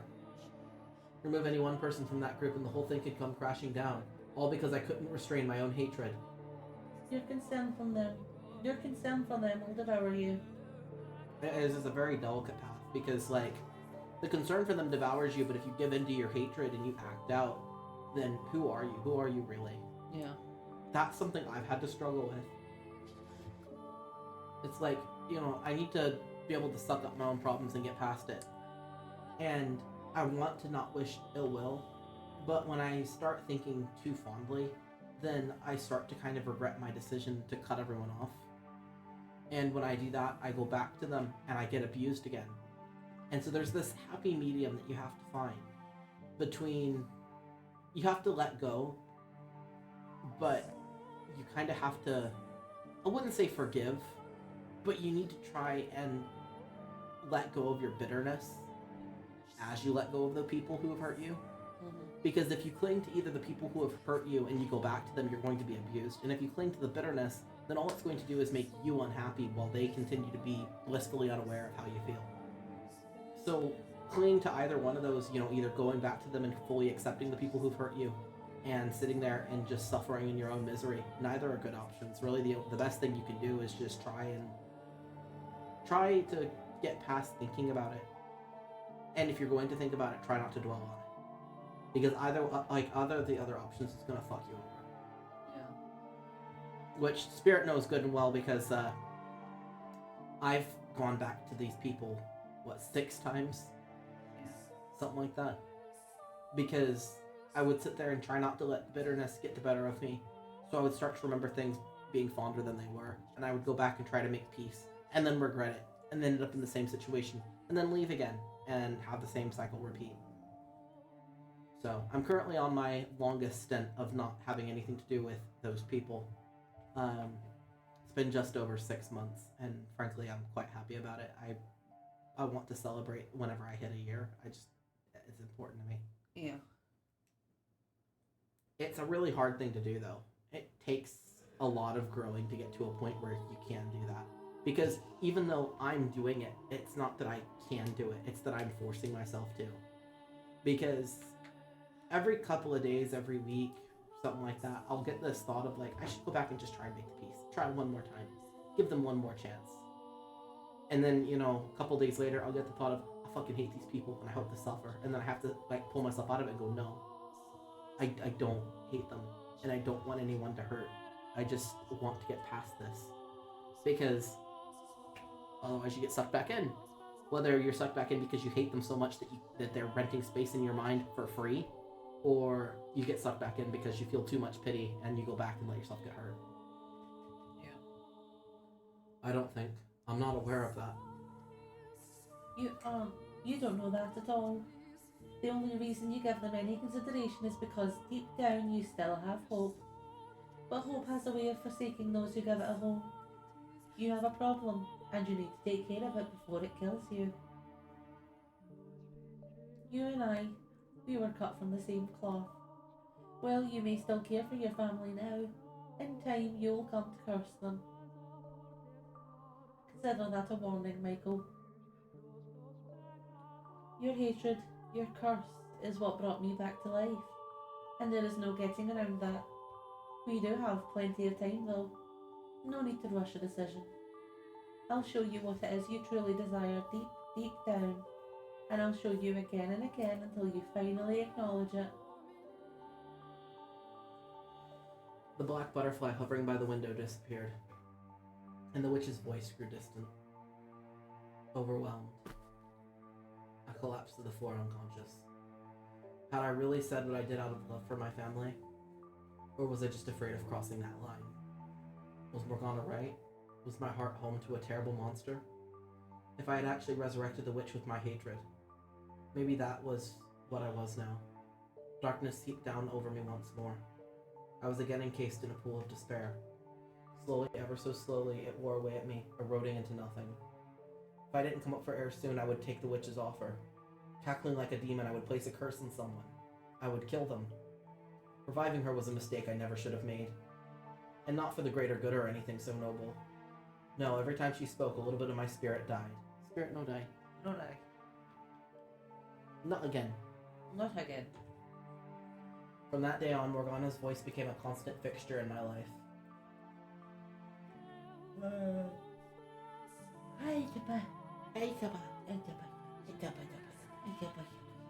Curse them. Kill them. Curse them. She serenaded directly into my ear. No matter where I hit or how deep I put my fingers in my ears, her voice resounded directly in my head. Hearing an incessant stream of curses from a disembodied voice was so unreal. So unbelievable that I felt as though I was being dragged away from the realm of humanity. There was an odd, unsettling magnetism in her voice, allowing her malevolence to sweep into me. It was downright torturous. Curse them. Revile them. Do you really need to be in your right mind? Honestly? Your fixation on holding onto your sanity is what's causing you so much anguish. Admit it. There's more darkness, more seething malice inside you than anyone else. That's why you were the one who resurrected me. Admit it. You do want to curse them, don't you?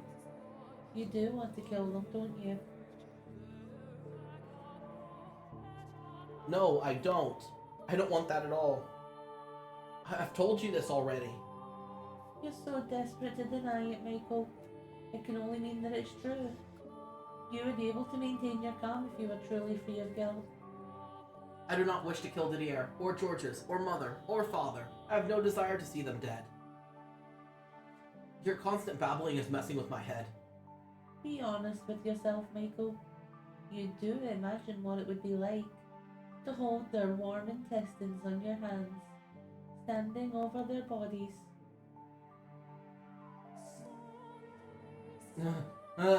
No, I don't. That's not what I want. Don't lie, Michael. You climbed the tower. You opened the door. You sought me. No, I wasn't in control. No, Michael, you were. Enough! I'm done listening to you.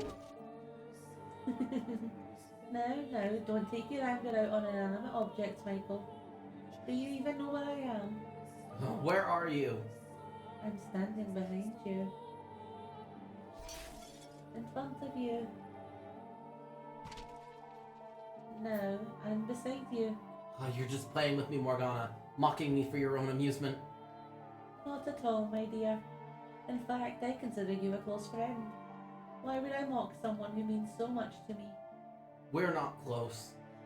You will come to understand, in time, that we are very much the same. And when you do, you will also know that I am the one person who truly understands you. Enough. Let it all go, Michael. Curse it all with me. Despise it. Kill it. Make it suffer. Curse it. Please just stop.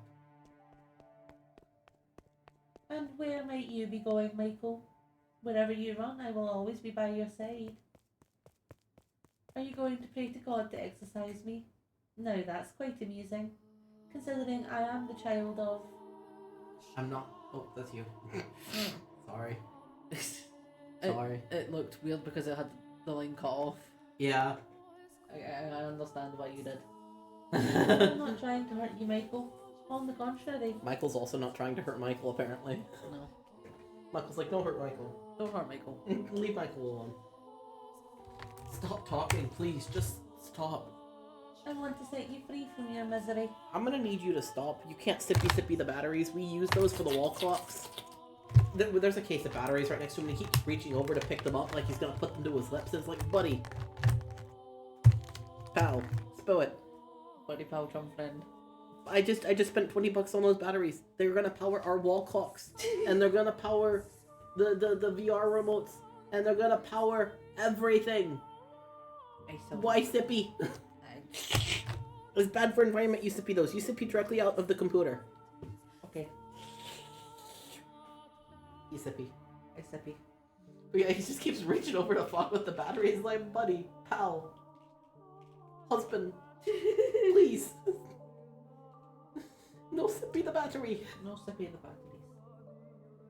I did so much research to get the cheapest battery, like the cheapest cost per like hour used on the battery. Like I spent so much time to get battery. So much time to get battery. Yeah, I actually spent way more time than I should have. I was looking up like the different batteries that you can get and like how long they last, how much they cost per battery, and trying to calculate out which one is gonna be like the best cost for the things. The other one might be in here somewhere. If you want to clean this out tomorrow, then you'll be able to see stuff better. Okay. I can't take it anymore. Please just be quiet. I got it. Who's there? I am here to deliver your monthly package. Ugh, I see. Oh, Michelle? Is something the matter? I opened the door and there stood a servant of the Bollinger estate. He seemed quite perturbed by the sight of me. I must have looked terrible. Morgana's voice, her words, sapped my spirit dry. Oh, you've been sippied. Oh no, I have been sippied. A human. A normal person, not a witch or a spirit or a demon. I knew good and well that the servant would never do anything to help me. He wouldn't believe a word I said. But at that point, his humanity was enough for me to latch onto. Help me, please. Pardon? The witch, she talks to me. She never stops talking. I'm begging you, please get me out of here.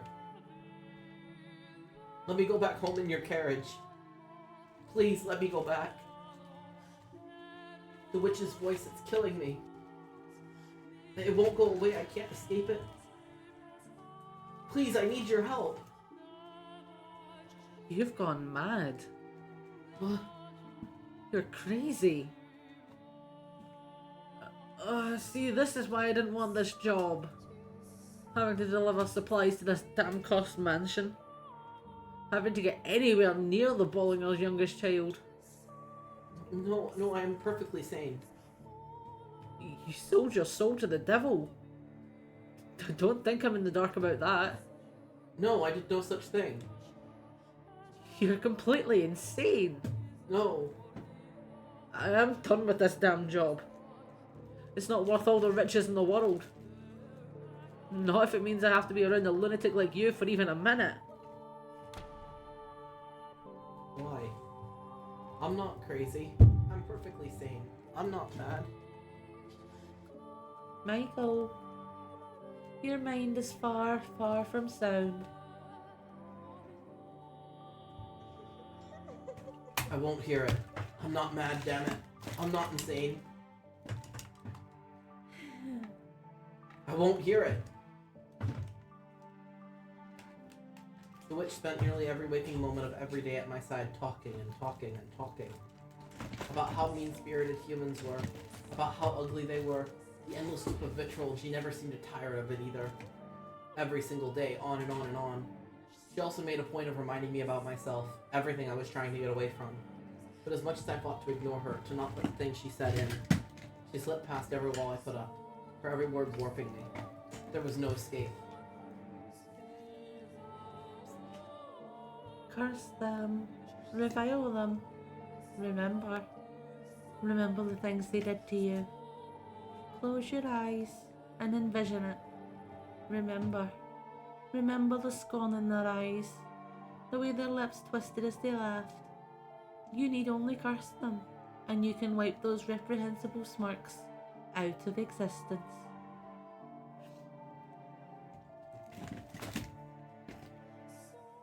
I'm serious. Please stop this, Morgana. Please stop talking to me. I'm begging you. I seriously can't take it anymore. Oh no, why would you say that, my dear? It's just the two of us in this gloomy old house. I don't see what's wrong with a little conversation. Your voice, everything you say is eating away at me. I care for you, and everything I say is meant to help set you free. So I will continue saying it. You're allowed to hate the people who have wronged you. They don't deserve happiness. Someone who's always smiling for you is someone who's certain to betray you. Someone who values themselves above all will not hesitate to put others' lives on the line. Someone who covets wealth and power will sacrifice his friends and family to obtain it. These are the kinds of people you once surrounded yourself with.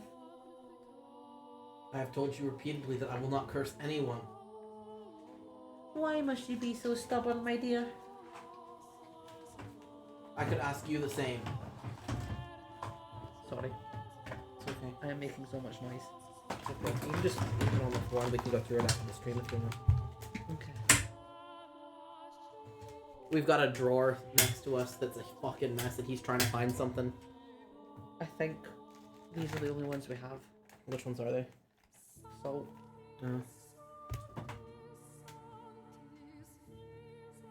I could ask you the same. Why won't you just leave me be? Because I can't stand to see you like this. With one word, you could be free of your pain. But because you insist on shackling yourself to your idea of family, you're making yourself miserable. We are the same type of person, Michael. The type who has the right to curse others. Regardless of what kind of childhood you had or how much hatred it instilled in you, Michael, you are a cursed man named after an angel. You need to realise how twisted you are, and soon. I am not twisted. Do you honestly still believe you're normal? Tell me, what's normal about someone who happily embraces a skeleton? Tell me what's normal about someone who hacks away at a girl's face with a knife? You are not normal, and I will repeat it as many times as I have to. You need to accept that. Why must you hold so tight to your sanity? If you would just let go, you wouldn't have to suffer.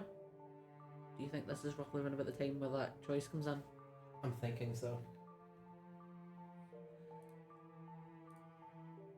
Just in case. Just in case. No one is going to come save you, my dear. The only thing that can save you anymore is your loathing. We are the same. I am nothing like you. I'm not a witch. I'm not cursed. I'm human. I'm a human.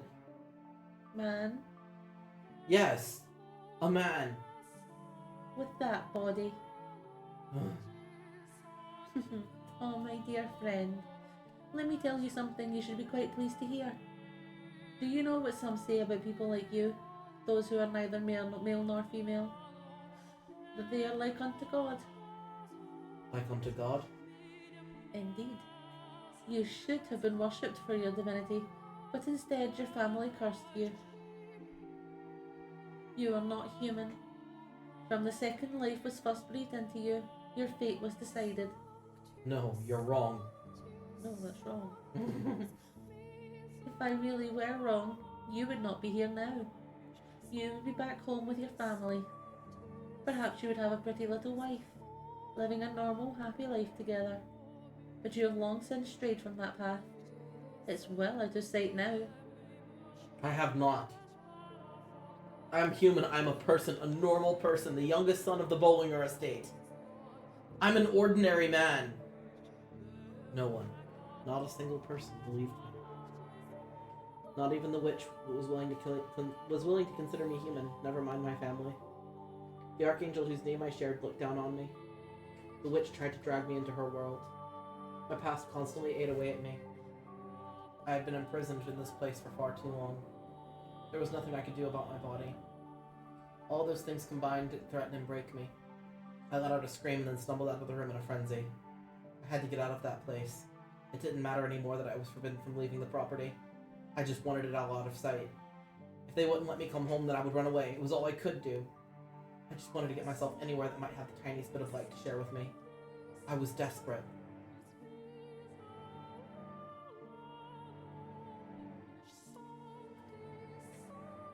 Someone! Anyone!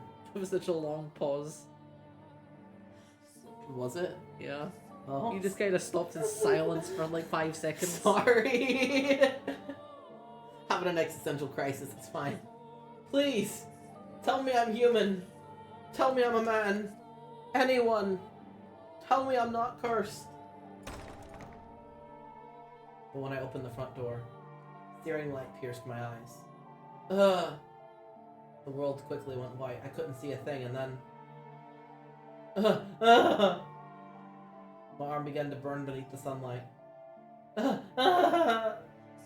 Black smoke rose from sizzling flesh. A sickening stench filled the air. Excruciating pain quickly spread across the rest of my body.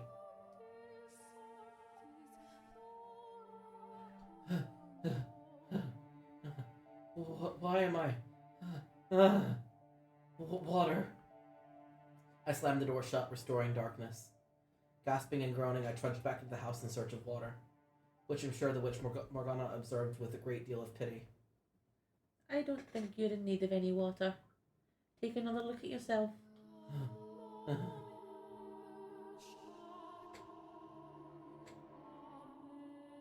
With what little light managed to worm its way to the corridors to guide me, I guided myself down to the chapel, stopping beneath the pale light shining through the stained glass window. Oh, I wasn't burned. In fact, my skin hadn't even turned the slightest bit pink. There was nothing wrong with me as far as I could see. Where'd that pain come from then? And the distinct stench of burning flesh. This is your doing, isn't it, Morgana? I know what you'd experiencing. That happened to me too. Sometimes enough emotional distress and despair can cause physical pain. The mind and body are much more tightly linked than you think, and your mind is far more damaged than you know. You poor, poor thing. You have my sympathy, my dear. You sad little child. Collapsed on the floor in front of the multicolored window. I felt like the whole world was closing in on me, or perhaps metamorphosizing around me. I was completely and utterly cornered, and there was no getting around that, which left me with only one option: to stop fighting and to accept the harsh reality before me. It would make everything much easier. The whole world said there was something wrong with me, and I was the only one who tried to deny it. Maybe here? Maybe in all Saba. Just be careful, you're sobbing. Sob. So in the world's eyes, that meant something was wrong with me. I was abnormal. I was irregular. I was mad. I was cursed. I was not human. I was not a man. If I'm not a human or male, maybe I should just call myself a witch. I did, however, remain firm in my refusal to curse anyone, unwilling to give up that last piece of my humanity. Everything else I let go of, which took a great deal of weight off of me. I stopped caring, and I stopped thinking. I stopped wanting someone to accept me. I stopped wanting to run away. Sunlight no longer caused me agonizing, unseen murmurs, but in exchange I became emotionally empty. I discarded my faith and my hope, building a shell of cynicism and closing myself within it. And in that time, that became my normal. I began to believe it was what I wanted. Tranquility filled my days. Time trudged onward with an almost imperceptible pace. The witch's whispers no longer caused me aggravation.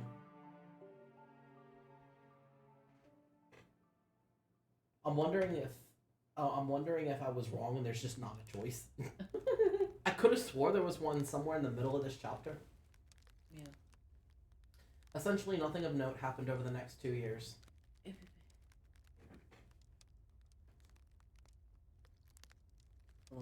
Are you running off to pee? Yes.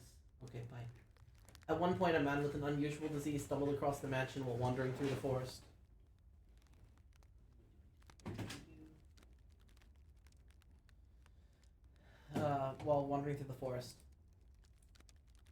But there was little more to be said about that. For nothing at all could have been convincing me to care about someone else. I spent much of my time sitting before the fireplace. I had covered the stained glass window with drapes. Loath even to think about that damn archangel. Staring at the dancing flames, I was able to forget about the passage of time. Watching, unblinking, as the red and orange tongues flicked back and forth. They seemed to be spread outward from the fireplace, consuming me. Whether by the raging infernos of hell or by the cleansing fires of purgatory, the thought of being swallowed up and burned to ashes by a massive conflagration was quite pleasant. But those visions never became reality. Tell me, Michael, what are you thinking right now? Do you still not want to curse them? Look at yourself, Michael. Look at how you're living. Do you really want this life? Have you ever thought about dying? Michael, would you like to die? That's the right answer. God has said taking one's own life is a sin after all. That's good, Michael. You've made the right decision. And I shall be there with you until the very end, my dear friend. Honestly, part of me did desire death. I just didn't have enough energy to take my own life. By the way, there is nothing weird going on with me voicing spirits, peoples. It's just that he had to take a piss, so he'd be back.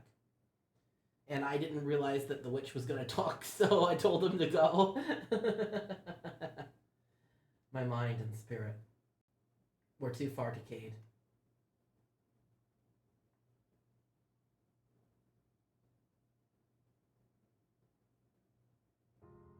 However, in my 10th year, the door opened once more, and time sputtered back into motion.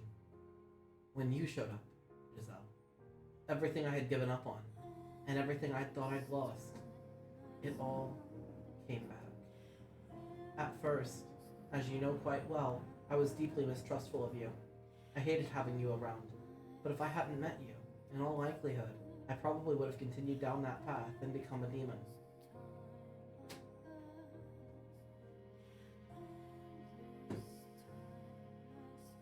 I don't remember if this is where I'm meant to stop or not, because the line I have is "and became a demon," and this says "and become a demon." I'm like, Well, what if? Let's see what the next line is. Yes, this is where we're stopping. Okay.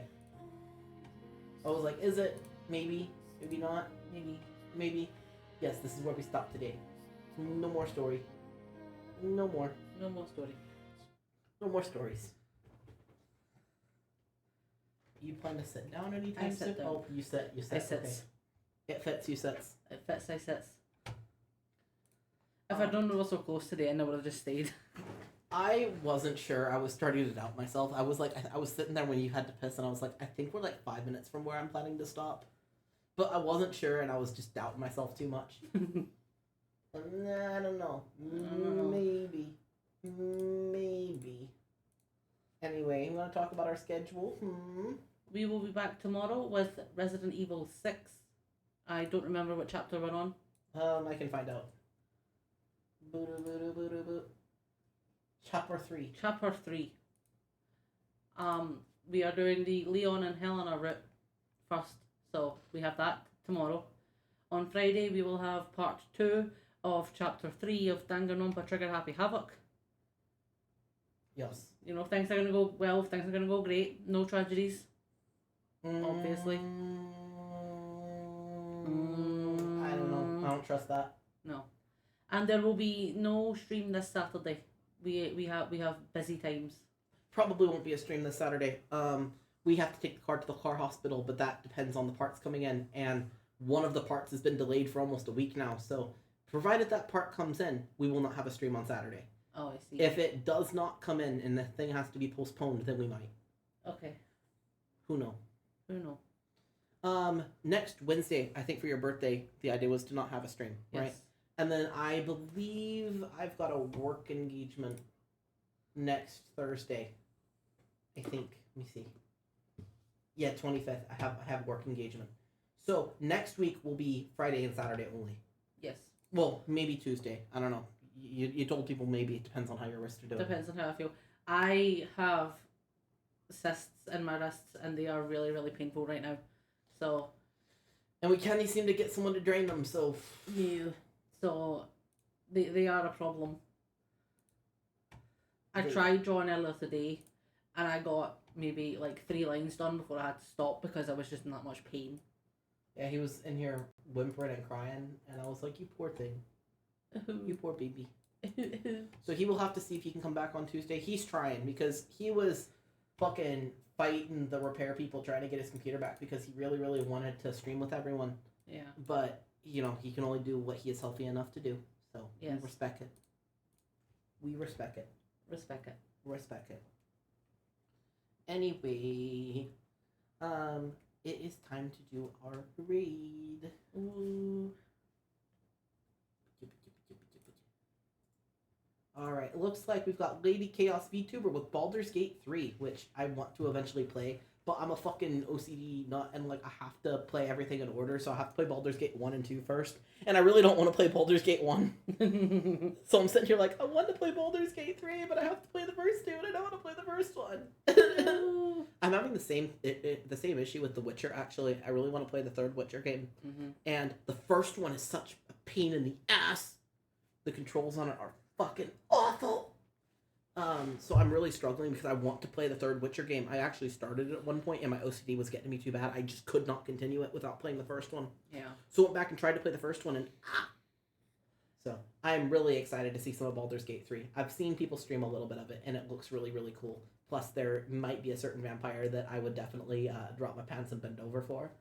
Or actually, given his personality, he'd probably be the one bending over, but you know, it would depend. We'd rock, paper, scissors. Rock, paper, scissors for Rock, who gets to be on the paper, bottom. scissors. Like, which one of us gets to be on the bottom first?